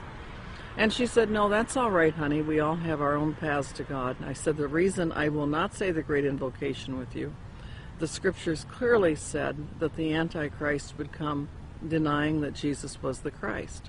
I said, "Benjamin Creme has denied it all evening and said Jesus was not the Christ and this Maitreya was." And the woman said what Benjamin Creme had said. She said, "There's been many Christs." I said, "There's been one, and his name is Jesus." And people turned from rows around and looked at me like I was crazy. And So then Benjamin Creme came in and he started the nearly close to 180-degree spin of his neck again. And the crowd's hypnotic trance appeared to deepen, and he started out from the point of light within the mind of God, may light spring forth ever. And I went nice and clear, and I'll tell you, the acoustics in that building are wonderful. I said, Our Father, who art in heaven, hallowed be thy name. Thy kingdom come, thy will be done. And I did that each and every stanza. And they got down to the last part, said, May light and love and power fulfill thee plan on earth, and may it seal the door where evil dwells. And I said nice and loud and clear, I said, May Jesus Christ return to earth and end the evil present in this room tonight. Well, the funniest thing happened, or may I say it did not happen. Benjamin Creme stood there. He waited, and he waited. He clearly was watching for something to come over him. And it didn't happen. And he finally said to the crowd, he said, That will be all. You are dismissed. And, of course, everybody was extremely disappointed. And we went to the door, and I went walking out. I had brought some co-spies with me. They were kind of chickening out at that point and waiting for me. They were afraid of being ripped limb to limb. And I stood down there, and a number of those people knew me, and they were just furious with me. And I stood there calm, cool, and collected, and I said, well, I said, if you're Maitreya the Christ, Betreya the Christ, or whatever his name's supposed to be, or everything he's cracked up to be, one lousy Christian in there saying the Lord's Prayer shouldn't have stopped him. And Benjamin Creme has never come back to Detroit, although that was probably the most successful night financially and crowd-wise that he'd had in the United States. The following is a video taken in Iraq at a Shia Muslim festival. Share International and Benjamin Creme have put out that this is indeed an appearance of Maitreya, the supposed world teacher for the age of Aquarius, one world government. Commenting on this video, Share International reports, quote, Imam Mahdi, unexpected appearance, proclaims the title of a video posted on YouTube.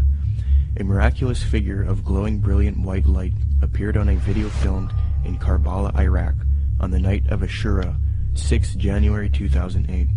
This Shia Muslim ceremony commemorates the martyrdom of the grandson of the Prophet, Hussein, whose tomb is in Karbala.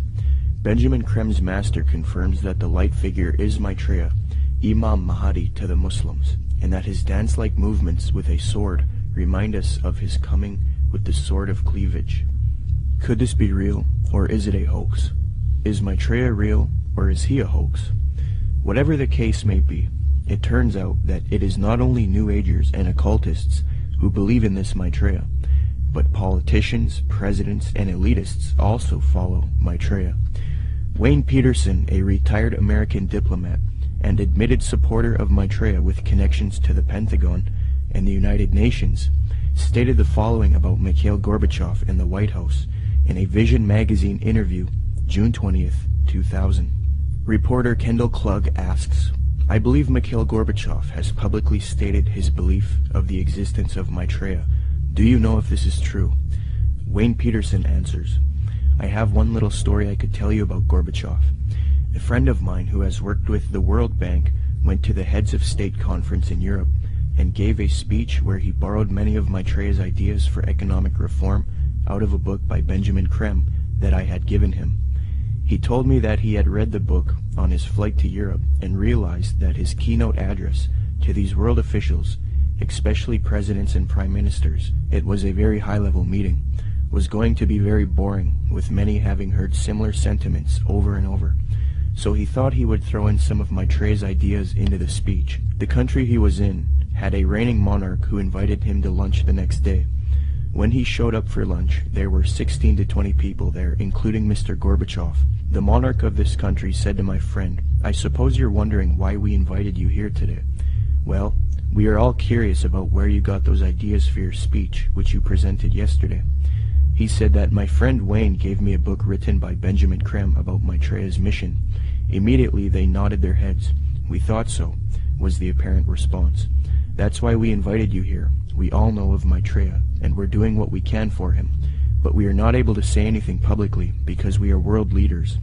We each have our own public to deal with. Only one person there stood up and said that they could use his name to legitimize these sightings, and that was Mikhail Gorbachev. He was the only man in the room who would say, "Use my name if you want." The reporter asks, "Do you think President Clinton has had an experience with Maitreya?" Wayne Peterson: "I don't know if President Clinton has. I believe that former President Bush has. We used to have transmission meditation groups that Maitreya had asked us to do around Washington, D.C. People who were interested in Maitreya and the reappearance story would get together once a week in Georgetown, in the home of President Bush's main counselor at the White House. President Bush came over to this house for dinner one night, and the hostess was in the dining room as President Bush asked her, 'What do you think? I'm running against Clinton in this election. Am I going to win?' She said, 'No, Mr. President, you are not. Maitreya has already said that you are going to lose to Clinton.' Bush never challenged her, but merely said, 'Yeah.' He didn't ask who Maitreya was. He was very quiet, and then said, 'I think I've got to go now.' Benjamin Creme has said many times that he had heard from one of Maitreya's associates that Maitreya had appeared to Bush and that they had a discussion in the White House. So that incident with my meditation group seemed to confirm that Bush did in fact know of Maitreya.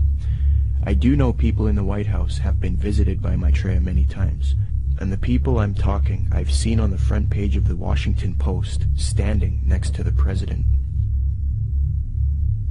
In a December 19, 2008 London Telegraph article, Major Media Organization, Mick Brown praises Maitreya and Benjamin Creme, stating, quote, "This week has come encouraging news for anyone with an interest in signs and wonders, or desperate for a chink of light in the prevailing gloom, which probably means most of us.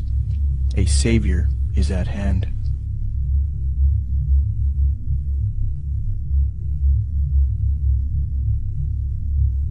В своем движении в другом направлении, к новому мировому порядку, к новой цивилизации. Even that does not describe why the world has changed so much and why the world has turned so much toward a new world order and a new kind of civilization. Maitreya is one of the main theosophy in Maitreya. The whole UN movement, the whole Lucis Trust movement, world goodwill, they're going out of their way to try to discredit it and say, well, you know, Jesus, all he really was a disciple of Maitreya. He's still a disciple of Maitreya. Maitreya's over him, and Jesus, they believe what happened is Jesus heralded in the age of Pisces.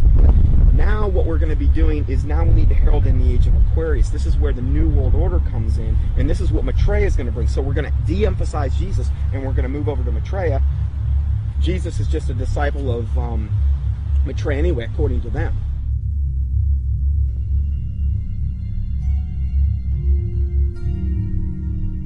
In 1919, the theosophist Alice Bailey was supposedly contacted by one of these ascended masters known as the Tibetan Dijwal Kul.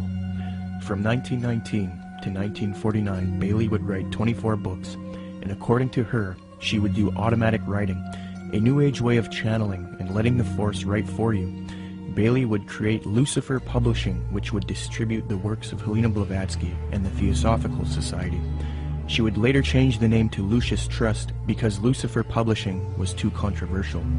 Lucis Trust evolved into a large New Age organization, and it is still active today. Lucis Trust is also directly associated with the United Nations. According to the United Nations International Geneva Yearbook 2009, quote, "The Lucis Trust is recognized by the United Nations as a non-governmental organization and is represented at regular briefing sessions at UN headquarters. The Lucis Trust is on the roster of the United Nations Economic and Social Council." Thus, Theosophy and the New Age are now fused into the United Nations, which gives a medium for the New Age agenda to unfold. The aim of corrupt organizations like Lucis Trust and the UN is to create a one-world government, New World Order, which is in accord with the supposed Age of Aquarius. Many high-level elitists have voiced their approval for such a system. Donald Keyes is a high-level New Age leader. Humanity, says Keyes, is, quote, on the verge of something entirely new, a further evolutionary step unlike any other, the emergence of the first global civilization. David Rockefeller, the owner of the Chase Manhattan Bank, called for a New World Order openly in his book Memoirs, quote, for more than a century, ideological extremists at either end of the political spectrum have seized upon well-publicized incidents, such as my encounter with Castro, to attack the Rockefeller family for their inordinate influence they claim we wield over American political and economic institutions. Some even believe we are part of a secret cabal working against the best interests of the United States, characterizing my family and me as internationalists, and of conspiring with others around the world to build a more integrated global political and economic structure. One world, if you will. If that's the charge, I stand guilty, and I am proud of it, unquote. American foreign policy analyst and former Deputy Secretary of State Strobe Talbot advocated globalization and world government in Time magazine, July 20th, 1992 edition. He remarks, quote, here is one optimist's reason for believing unity will prevail over disunity, integration over disintegration. In fact, I'll bet within the next 100 years, I'm giving the world time for setbacks and myself to be out of the betting game, just in case I lose this one. Nationhood as we know it will be obsolete. All states will recognize a single global authority, a phrase briefly fashionable in the mid-20th century. Citizen of the world will have assumed real meaning by the end of the 21st. All countries are basically social arrangements, accommodations to changing circumstances, no matter how permanent and even sacred they may seem at any one time. In fact, they are all artificial and temporary, unquote. Mikhail Gorbachev, previously noted, stated, quote, the threat of environmental crisis will be the international disaster key that will unlock the New World Order, unquote. Gorbachev also remarked, quote, we are moving toward a new world order, the world of communism. We shall never turn off that road, unquote. New Ager and student of Alice Bailey, Robert Mueller, former Secretary General of the United Nations, gave this frightening admission, quote, we must move as quickly as possible to a one-world government, a one-world religion, under a one-world leader, unquote. The esoteric zeitgeist movement promotes a world system, resource-based economy with absolutely no money, a technotronic society where machines play a big role. The zeitgeist movement seeks to grow out of capitalism, free markets, profit motive, and scarcity, which they believe are responsible for aberrant behavior. Many people have concluded that the zeitgeist utopian system is socialistic and communistic. For example, after watching Zeitgeist Addendum, author and political lecturer G. Edward Griffin was convinced that Zeitgeist is advocating a Marxist socialist world system. He states, quote, perhaps the biggest insult to our intelligence is the main theme of the program. It is that profits are the root of all our problems today. That being the case, we must change mankind to reject profit, and we must work together on some other basis. It is never quite clear what that basis is, but whatever it is, it will be administered and directed by an elite group, at least in the beginning. I was stunned by the fact that this is pure Marxism. Marx theorized that people had to be re-educated in labor camps if necessary, to cleanse their minds of the profit motive. He and his disciples, such as Lenin and Stalin and Khrushchev, said that eventually the character of man would be purged of greed, and then the state would wither away because it no longer would be needed. Sure, we saw that in the Soviet Union and China, right? Yet this Marxist nonsense is exactly what is offered in this video program. It is communism without using the name. The enemy of mankind is not profit. It is a political system of big government. Yet this program is supportive of some of the most notable big government collectivists on the planet. Marxist-Leninists may be enemies of collectivists in Washington, D.C., but they are collectivists in their own right. The communist model is no better than the Nazi model. Samuel Adams, a patriotic founding father of America, repudiated communist and socialist ideas. The utopian schemes of leveling, redistribution of wealth, and a community of goods central ownership of the means of production and distribution, are as visionary and impractical as those which vest all property in the crown. These ideas are arbitrary, choices and actions which are done not by means of any underlying principle or logic, despotic, ruling with absolute political power, and in our government unconstitutional. When one does a comparison between Zeitgeist Addendum and the communist model, it becomes clear that Zeitgeist is in fact promoting communism. N.B. Godke, in the work Encyclopedic Dictionary of Economics, defines full communism based on the ideals of Marx and Engels and others as, quote, 1. Social wealth will be distributed according to human needs, meaning things that are scarce will be distributed first to those who need them the most. Zeitgeist proposes having an abundancy of resources and no scarcity, and thus the idea of distributing wealth according to human needs is rendered obsolete. On this point, they have merely updated the communist model by eliminating scarcity. 2. The state will wither away as there is no need for coercion. The state does nothing because there is no state. Because there is no state. 3. Social classes will not exist. Zeitgeist states, the process which has been going on for centuries, if not millennia, religion, patriotism, race, wealth, class, and every other form of arbitrary separatist identification thus conceived, has served to create a controlled population utterly malleable in the hands of the few. 4. It will be a moneyless economy. Zeitgeist's associate Jacques Fresco states the system uses no money. 5. It will be a command economy. In other words, government planners decide which goods and services are produced and how they are distributed. According to Zeitgeist, distribution of goods and services without the use of money or tokens would be accomplished by establishing distribution centers. These centers would be similar to expositions, where the advantages of new products are explained and demonstrated. Exhibition centers will display what is new and available and will constantly be updated. So as you can see, a side-by-side comparison between the communist model and the Zeitgeist model shows how similar the concepts are. The Marxist website entitled socialismoryourmoneyback.blogspot.com, after reviewing the Zeitgeist movement and their admissions, stated this on July 26, 2009, quote, "This, surely, is the same as what we call world socialism," unquote.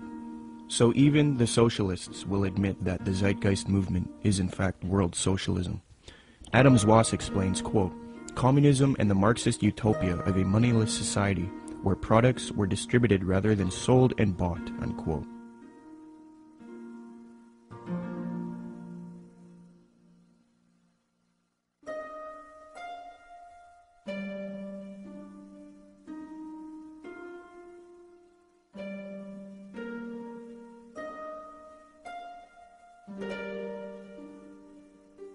Zeitgeist's main source, Acharya S., promoted the founder of communism, Karl Marx, on her website. It no longer looks like this, but using archive software, you can see how her website looked in the years past. She quotes Karl Marx, defaming religion, thus showing her support of Marx and communism. Many people have noticed that the modern New World Order, as advocated by the elite, contains communist ideals within it. So it seems that Zeitgeist is helping the New World Order with their utopian approach rather than destroying it. They had a biblical philosophy. They gave us a republic. When Ben Franklin walked out of the building, one of the ladies said, "Mr. Franklin, what kind of government did you give us?" He said, "A republic, if you can keep it." Republics are hard to keep. We've lost ours, folks. We are not a republic anymore. We have degenerated to a democracy, and the next step is totalitarianism. We're that close to becoming a totally socialistic and then communistic country in America. You watch, it's going to happen real soon. What they're going to do next time is manufacture a depression, coming real soon probably, collapse the U.S. economy, which can easily be done overnight. And then everybody will line up and say, "Oh, hey, we're starving. What can we do?" We're going to say, "You know, we really got a problem. We need to solve this."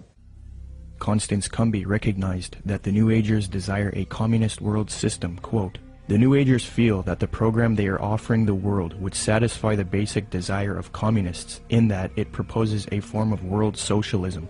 These books were calling for a new world order with an accompanying global food redistribution program aided, of course, by modern technology, i.e. computers, unquote. A redistribution program aided by modern technology and computers is exactly what the Zeitgeist movement is advocating. Notice how similar Zeitgeist's plan is to the New Age agenda just mentioned in Constance Cumby's book. In the Zeitgeist orientation lecture, Peter Joseph states, "Just as each city has a central organizational dome which functions as the brain along with its nervous system, consisting of computerized environmental monitoring via satellite and electronic probes, the larger world complex absorbs each city and monitors the broad spectrum of the environment, making sure there isn't a problem or material resource needed in any of the individual cities, while also regulating larger order processes for all the cities and the environment as a whole."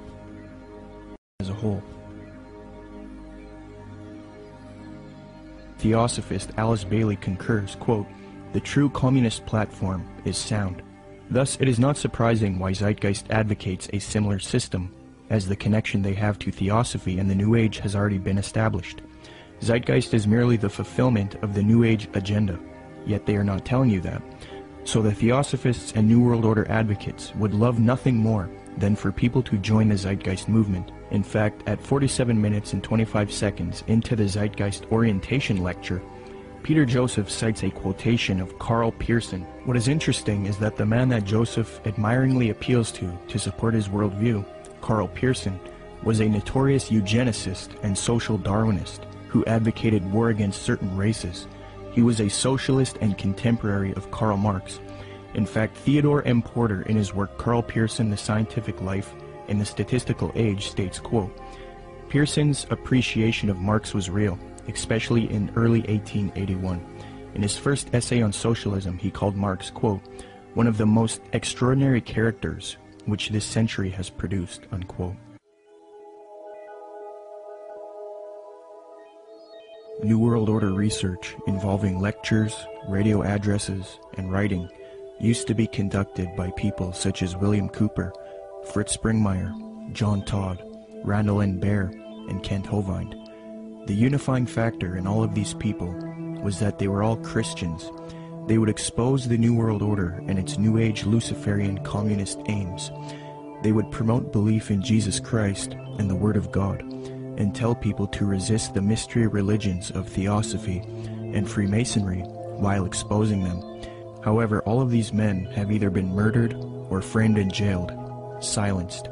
William Cooper was shot dead in 2001 as he was ambushed. Fritz Springmeier was framed, discredited, and jailed.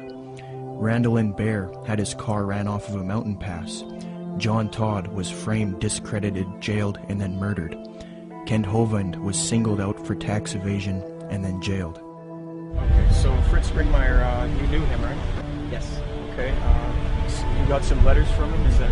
Yes, when Fritz, when they put Fritz in prison, and there's been, it was pretty much a trumped up charge of, I think marijuana or something, talk of robbing a bank, this type of stuff. He got put in prison, and I started corresponding with him at that point because I had read several of his books and actually talked to him personally on several occasions. And we really, all we could do at that point is correspond. Right. So I've got several handwritten letters from him, and the last time I had heard from him was several years back, and he had been in it wasn't his fault, and I think it might have been arranged where he was in a fight. He didn't fight back. Yeah. The guy came and he told me that he was just using his head like a soccer ball, essentially. Really? Oh, it was sad. Wow. It was sad. And Fritz, he never complained in these letters. Yeah. He never, it wasn't like he was like, oh, woe is me, I'm in prison and this or that. He always had a great attitude. He was trying to help other people in there. Yeah. I believe he had a ministry going. Amen. And, I can't say enough good about Fritz Springmeier.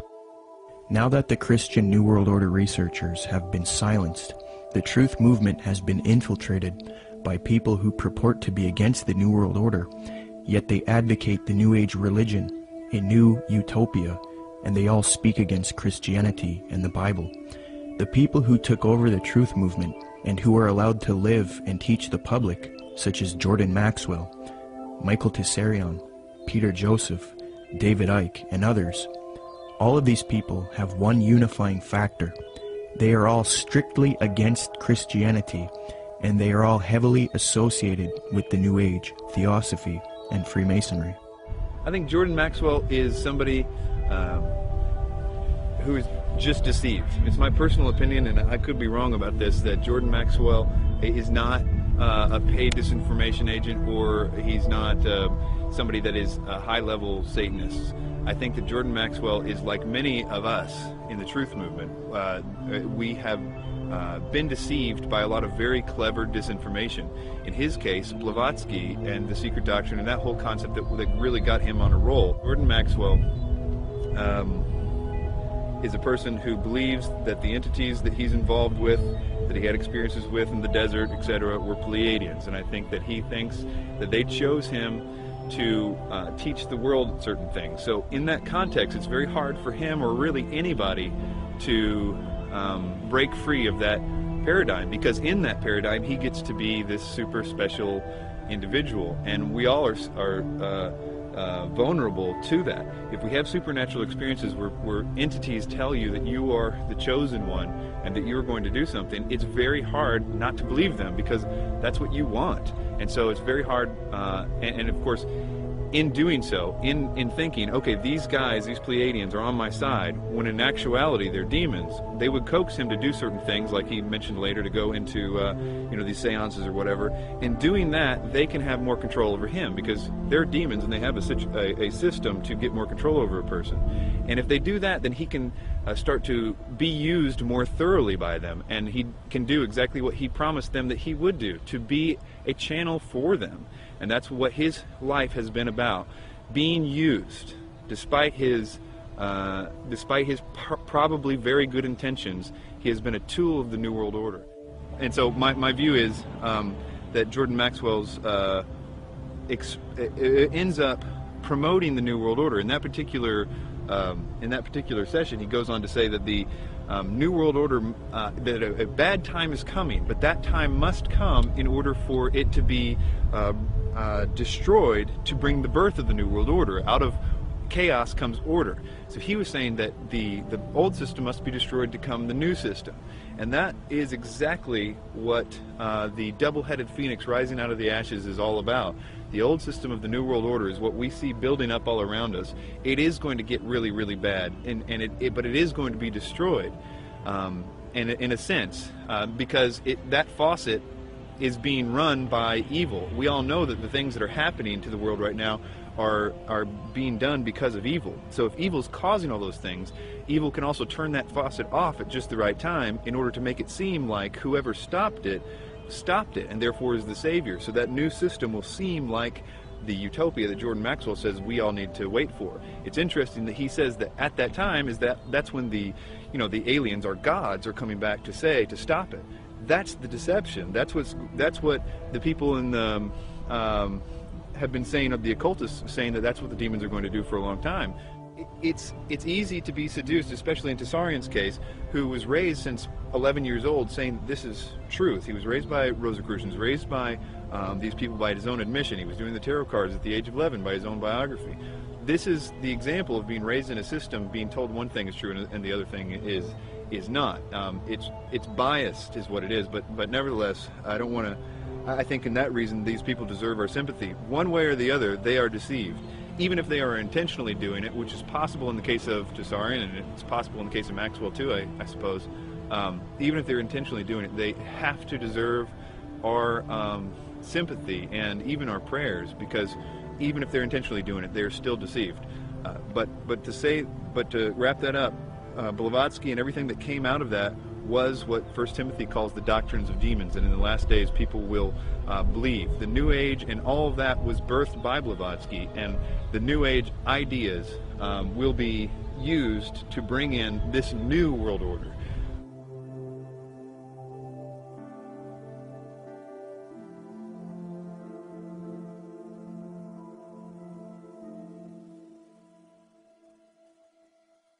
The negative impact of population growth on all of our planetary ecosystems is becoming appallingly evident. Unless nations will agree to work together to tackle these cross-border challenges posed by population growth, overconsumption of resources, and environmental degradation, the prospects for a decent life on our planet will be threatened. But this callous disregard for the right to life of every human on the face of the earth has been predicted before in the New Testament. John was moved to write, quote, "Yea, the time cometh, that whosoever killeth you will think that he doeth God's service," unquote. The New World Order, ladies and gentlemen, will sail in on a sea of blood.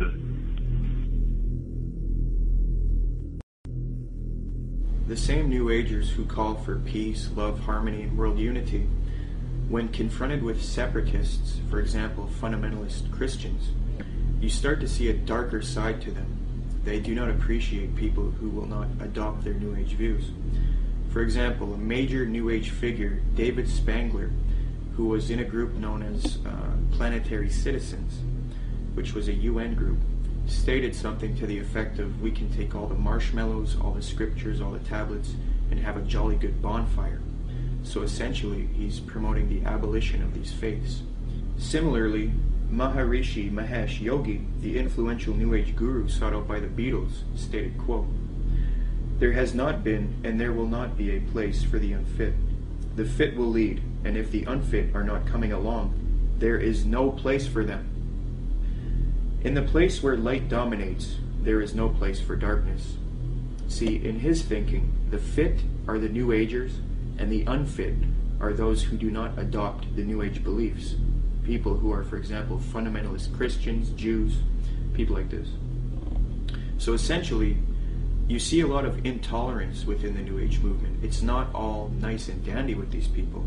You know, they have the mask, they have the appearance of peace, love, harmony, but in their writings, they do come out and say that there is no place for Christians and people who do not accept their beliefs. In the Book of Co-Creation, New Age leader Barbara Marx Hubbard states, quote, "Out of the full spectrum of human personality, 1/4 is electing to transcend, 1/4 is resistant to election. They are unattracted by life ever evolving. Now as we approach the quantum shift from creature human to co-creative human, the destructive 1/4 must be eliminated from the social body. Fortunately, you, dearly beloveds, are not responsible for this act. We are. We are in charge of God's selection process for planet Earth. He selects, we destroy. We are the riders of the pale horse, death." Alice Bailey explained what the New World Order will do to those who refuse to accept it. Quote, "Let us never forget that it is the life, its purpose, and its directed, intentional destiny that is of importance, and also that when a form proves inadequate, or too diseased, or too crippled for the expression of that purpose, it is, from the point of view of the hierarchy, no disaster when that form has to go. Death is not a disaster to be feared. The work of the destroyer is not really cruel or undesirable. Therefore, there is much destruction permitted by the custodians of the plan, and much evil turned into good," unquote.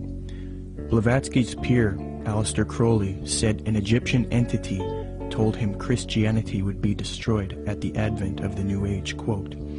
A peer of Blavatsky's, often called the prophet of the New Age, Aleister Crowley, claimed to have been visited in the spring of 1904 by an Egyptian entity called Awais, who foretold to Crowley the end of Christianity, unquote.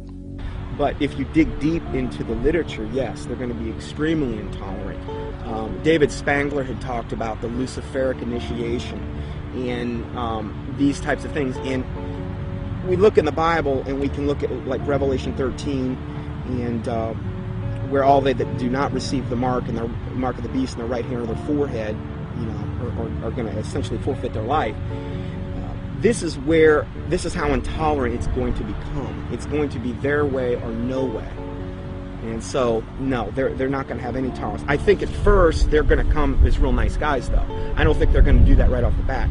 But eventually it's going to get to the point where enough people have bought into it and enough strong delusion is there that, yeah, they're not going to be tolerant whatsoever.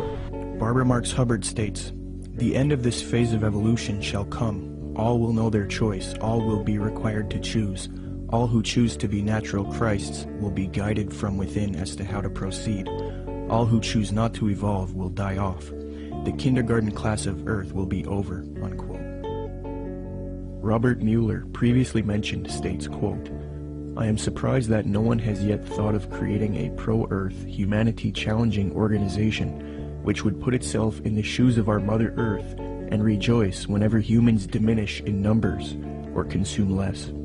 It would give yearly prizes to people, events, or institutions which achieve a reduction of the human population or of the consumption of Earth resources.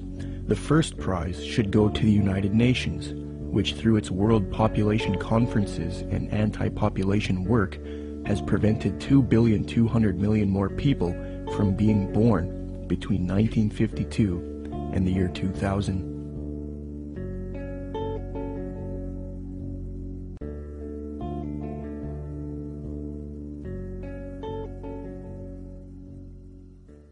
The more you look into where the 2012 ideas originated, and honestly, most of the 2012 theories are relatively new, that is, people attaching significance to the fact that the Mayan calendar ends. And almost without exception, they are by people that are channeling entities. A lot of times they say it's the Pleiadians that they're talking to, or the Syrians, or in the case of David Wilcock, it's Ra and Seth. Most of the time what the entities are telling the people don't always match up, but they always seem to be telling the same things. And for the most part, a lot of those early people that got the information from spiritual entities were saying that it was a great cosmic enlightenment that was coming in 2012. And so that to me seems to be the most direct idea that the spirit world wants us to think, because it's oftentimes accompanied with this idea that they want the person they're telling to go out and tell more people. So 2012 became significant on the internet because people felt like it was their mission to tell other people because they were having supernatural experiences. Most of the 2012 theories will fall into one or two categories. Either they're going to be, that in 2012 there's going to be some great enlightenment. They say it's a spiritual evolution or a consciousness shift or a vibrational change or something to that effect. And the other half of it seems to be more about a cataclysmic events that are going to happen in 2012. Usually, they're based off the idea that the Mayan calendar ends or restarts in 2012. 2012 is being pushed on the public through books, documentaries, speakers, and even major motion pictures. We are meant to believe that December 21st, 2012 will either be a catastrophe for humanity or a time when there is a consciousness enlightenment and a world shift, a time when humanity evolves. However, when you consult the scholars who study the Mayan calendar, they don't seem to support these views at all. University of Florida anthropologist Susan Gillespie says the 2012 phenomena comes from the media and from other people making use of the Maya past to fulfill agendas that are really their own. Despite the publicity generated by the 2012 date, Susan Milbrath, curator at Latin American Art and Archaeology at the Florida Museum of Natural History, stated that, quote, "We, the archaeological community, have no record or knowledge that the Maya would think the world would come to an end in 2012. I think probably the most significant reason that all of them are wrong is because what they say that is going to happen in 2012 isn't. That is, although the Mayan calendar might be ending, there is no galactic alignment, whether it be the Earth actually won't be aligning with the center of the galaxy in the sense, and that actually won't happen for another 30 million years. So, and even if it was, there's no necessarily any evidence that anything would happen, but it's really a moot point because there isn't anything happening. Secondly, there is no actual alignment of the planets. It's another thing that people are saying is going to cause the enlightenment or the catastrophes.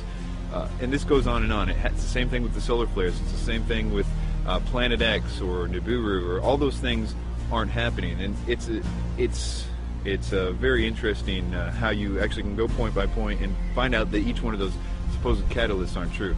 Sandra Noble, Executive Director of the Foundation for the Advancement of Mesoamerican Studies in Crystal River, Florida, states, "To render December 21st, 2012 as a doomsday event or a moment of cosmic shifting," she says, "is a complete fabrication and a chance for a lot of people to cash in," unquote.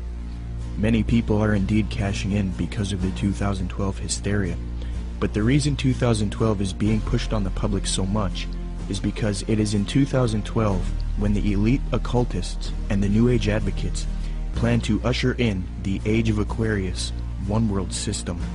Siri Data points out that the New Age consensus is that the Age of Aquarius, one world system, will be ushered in 2012. Quote, "It is generally agreed that the actual time that we enter the Age of Aquarius will be 2012, unquote. Could this whole 2012 concept be propaganda to get people to accept the Age of Aquarius in 2012? Eugene Gallagher likewise notes that the supposed Age of Aquarius is expected to arrive in 2012. Quote, "The term New Age is most closely correlated with the astrological idea that we are about to enter a new age, the Age of Aquarius, which will arrive around 2012, unquote. Michael P. Mao states, "Yet 2012 does not mark the end of the world as oft predicted, but the birth of a new golden era, popularly known on the Earth plane as the Age of Aquarius," unquote. Dr. C.L. Pepler explains the New Age view that 2012 is the start of the Age of Aquarius. Quote, "They believe the next age will start around AD 2012 and will be the Age of Aquarius. This, they say, will be an age of enlightenment and world unity, a post-Christian world in the fullest sense of the word," unquote. 2012 is a clever deception to get you to accept the Age of Aquarius, New World Order, under the mask of a Mayan prophecy. In fact, the elite New World Order at the top of the pyramid want the public to believe in 2012, thus proving that they are behind this propaganda.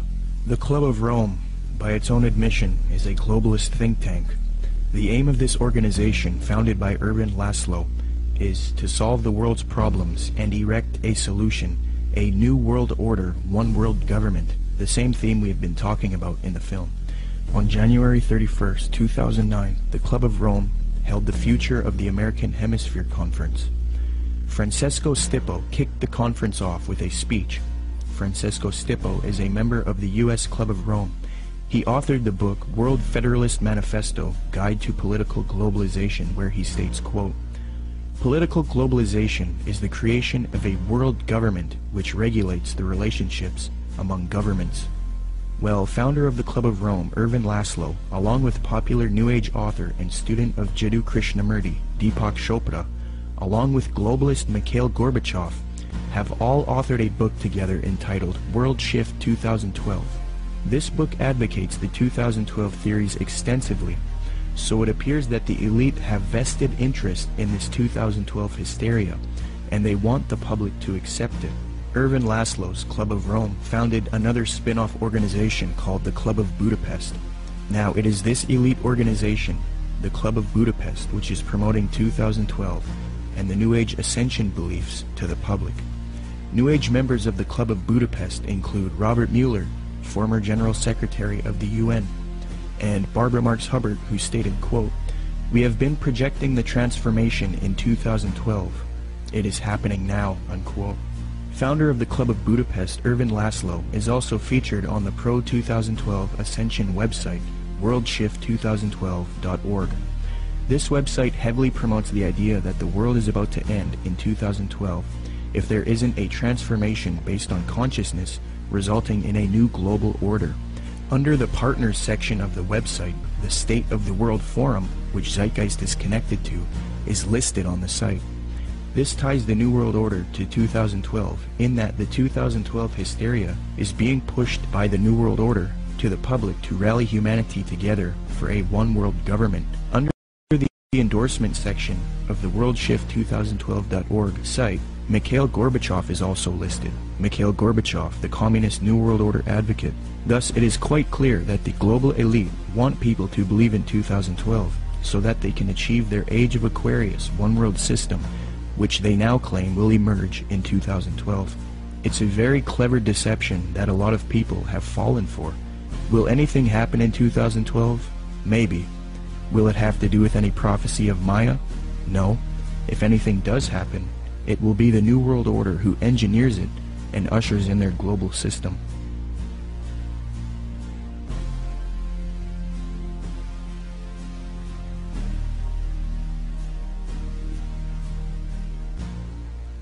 The reason the Christian anti-New World Order researchers have been silenced and replaced with New Age advocates is because the New World Order occultists and New Age advocates hate biblical Christianity.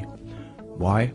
Because the Bible not only refutes their New Age beliefs, but it predicted their coming utopia, calls it out as an evil world system, and tells people to resist it. First, in the Apostle Paul's first letter to Timothy, he warns of these supposed ascended masters who will deceive people with false doctrines. Quote, "The Spirit clearly says that in later times some will abandon the faith and follow deceiving spirits and things taught by demons. Such teachings come through hypocritical liars, whose consciences have been seared as with a hot iron." Paul also predicts the New Age movement, quote, "For the time will come when men will not put up with sound doctrine. Instead, to suit their own desires, they will gather around them a great number of teachers to say what their itching ears want to hear. They will turn their ears away from the truth and turn aside to myths." New Agers will often claim that the Bible promotes their astrological beliefs. However, in the Old Testament book of Isaiah, astrology is forbidden and identified as an abomination to God. Quote, "Let now the astrologers, the stargazers, the monthly prognosticators stand up and save thee from these things that shall come upon thee. Behold, they shall be as stubble." Zeitgeist's main source, Acharya S., claims that Jesus talks about the age of Pisces in Matthew 28:20, which states, "And teaching them to obey everything I have commanded you, and surely I am with you always to the very end of the age." However, although the zodiac was around in 1st century Palestine, the age concept was not around yet, so the biblical writers could not have been referencing the astrological age. Dr. Noel Swerdlow, professor of astronomy and astrophysics at the University of Chicago, states, "Within which group of stars the vernal equinox was located was of no astrological significance at all. The modern ideas about the age of Pisces or the age of Aquarius are based upon the location of the vernal equinox in the regions of the stars of those constellations. So when this woman says that the Christian fish was a symbol of the coming age of Pisces, she is saying something that no one would have thought of in antiquity." Unquote. When Matthew 28:20 talks about the end of the age, or in Greek, the end of the eon, he is not talking about astrological ages, as this concept was not around yet.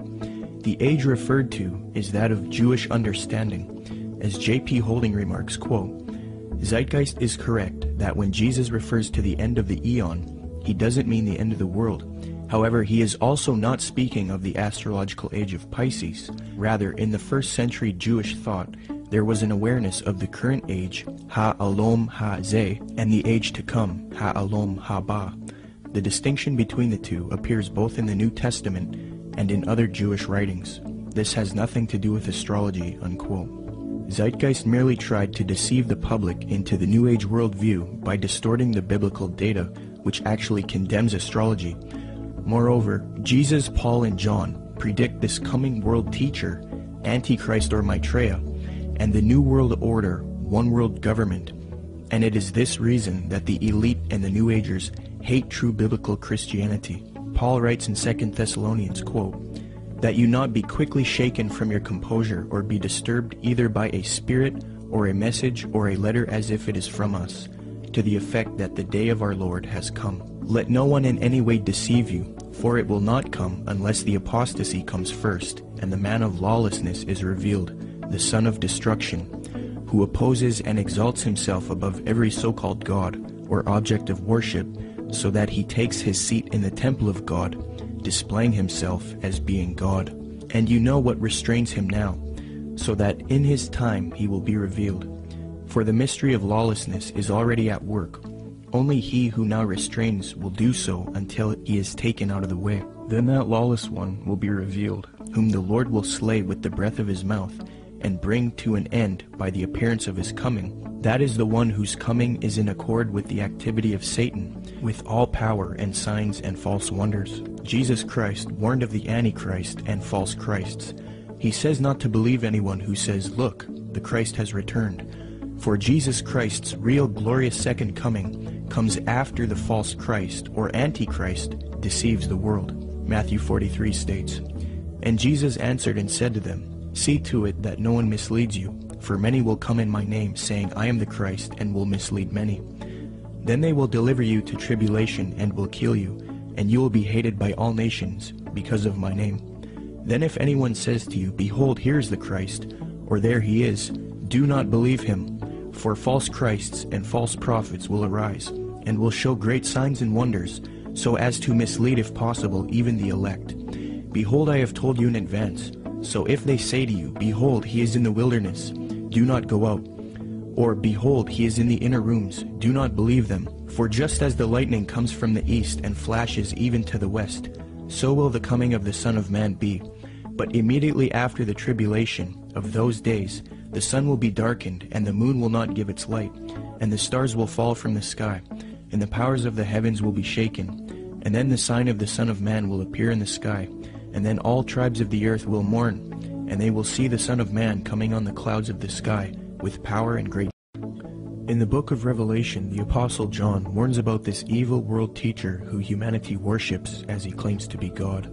And he opened his mouth in blasphemies against God, to blaspheme his name and his tabernacle, that is, those who dwell in heaven. It was also given to him to make war with the saints and to overcome them. And authority over every tribe and people and tongue and nation was given to him. All who dwell on the earth will worship him. Everyone whose name has not been written from the foundation of the world in the book of life of the Lamb who has been slain. And he causes all, the small and the great, the rich and the poor, and the free men and the slaves, to be given a mark on the right hand or their forehead. And he provides that no one will be able to buy or sell, except the one who has the mark, either the name of the beast or the number of his name. Here is wisdom. Let him who has understanding calculate the number of the beast, for the number is that of a man, and his number is 666. John then talks about how the leaders of the world will form a one-world system and give authority to the Antichrist, or false world teacher. Quote, The 10 horns which you saw were 10 kings who have not yet received a kingdom, but they receive authority as kings with the beast for 1 hour. These have one purpose, and they give their power and authority to the beast. These will wage war against the Lamb, and the Lamb will overcome them, because he is Lord of lords and King of kings, and those who are with him are called and chosen and faithful. So if this Maitreya is real, and if he has the support of the New World Order, and if he plays a role in the coming world system, there is a high potential that he is in fact the Antichrist. We will have to wait and see. The Bible talks about how the real Lord Jesus Christ will return after this world system is created, and this world teacher deceives the planet. Revelation 6 says, Then the kings of the earth, the princes, the generals, the rich, the mighty, and every slave and every free man, hid in the caves among the rocks of the mountains. They called to the mountains and the rocks, Fall on us and hide us from the face of him who sits on the throne and from the wrath of the Lamb. For the great day of their wrath has come, and who can stand? The time that it's talking about in the Bible is actually going to be a time when the world is going to be extremely happy to be in this new system. And that includes people that right now think that they know all about the New World Order and all this stuff. Those people, included with the rest of the world, are going to be happy with being in the new system. What the Bible describes as something that is almost impossible to believe, in the sense that people are going to give their worship. These are politically correct people are going to give their worship to a man. That something is going to happen to cause them to worship a man, and that is something we're not ready for. It's something that political leaders don't right now do miracles, for the most part. Right. That whole concept requires new input. Something different has to happen. And I think that when you look at what the New Age is saying, what they say is going to happen, what every movie is talking about right now, this idea that there is a new rebirth coming, a new age that's going to be supernatural, that the aliens are going to come back, and all these concepts, that if it really happened, we would be, many things would happen, not the least of which would be that we would, as a world, start to be believing in some new sort of doctrine, namely that God doesn't exist, but that we are gods ourselves. And the way that would function is that, here are aliens, and they were just like us at one time, and we're going to evolve like them and be more like them. That inherent in that is the idea that we are also gods. The message that the New Age elite don't want you to know is that there is one God, and 2,000 years ago he entered into creation as Jesus Christ, lived a perfect sinless life, and willingly died on the cross to pay for our sin. And if we accept Jesus Christ into our heart as Lord and repent of our sin, then we are spiritually saved forever. It is this message that the New Agers hate and want to stamp out. But if you realize that the New Age and the New World Order doctrine is a lie and an abomination, and if you want true salvation and the power to stand with Christ against this coming system, say this prayer with me and become a true child of God. Lord Jesus Christ, I ask you to come into my heart as Lord. I accept what you did for me on the cross, dying for my sin. I repent of my sin and I wish to live a life for you, following your teachings found in the New Testament. Please forgive me of my wicked ways and transform me into a child of God. I pray in Jesus' mighty name, amen. Come, Lord Jesus.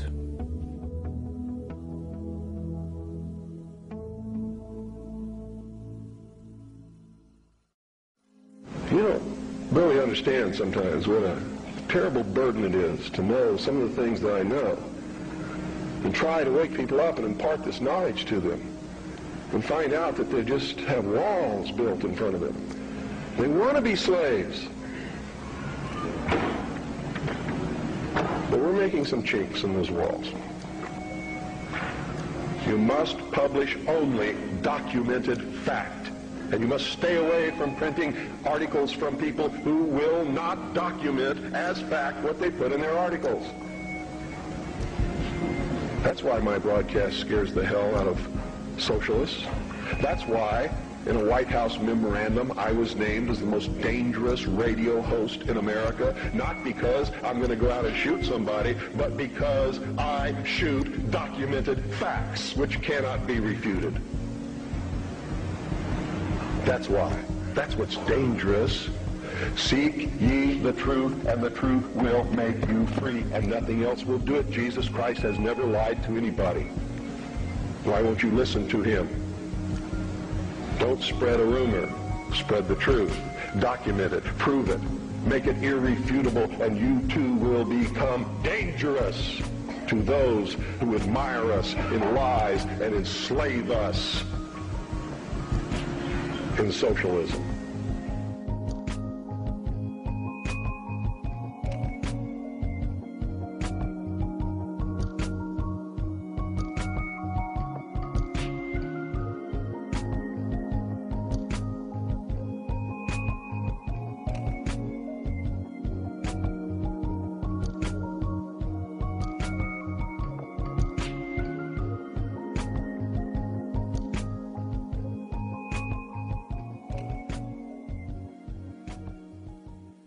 The age of Aquarius ending duality. Oprah the secret and Eckhart Tolle preach what will bring in a new age reality based in traditions of pagan theosophy, bound to be thousands of offshoots of Crowley, students of Alice C. Bailey who follow the lies of Helena Blavatsky, radically altering, changing the pages of history, laying the groundwork forged by the tools of Lucifer, paving the way for the United Nations, a slow preparation, patiently waiting since the creation. A garden of Eden, a planet whose placement in time is persuaded by aliens, outside invasions, abductions, and cow mutilations, creating an atmosphere ripe for the picking with movies and Hollywood implanting trickery, mastery over the masses. The whole world collapses in panic, all desperate for someone to save them. Obey anyone that will answer their questions. The savior of sorts, a new age messiah. The wolf in sheep's clothing is what will transpire. The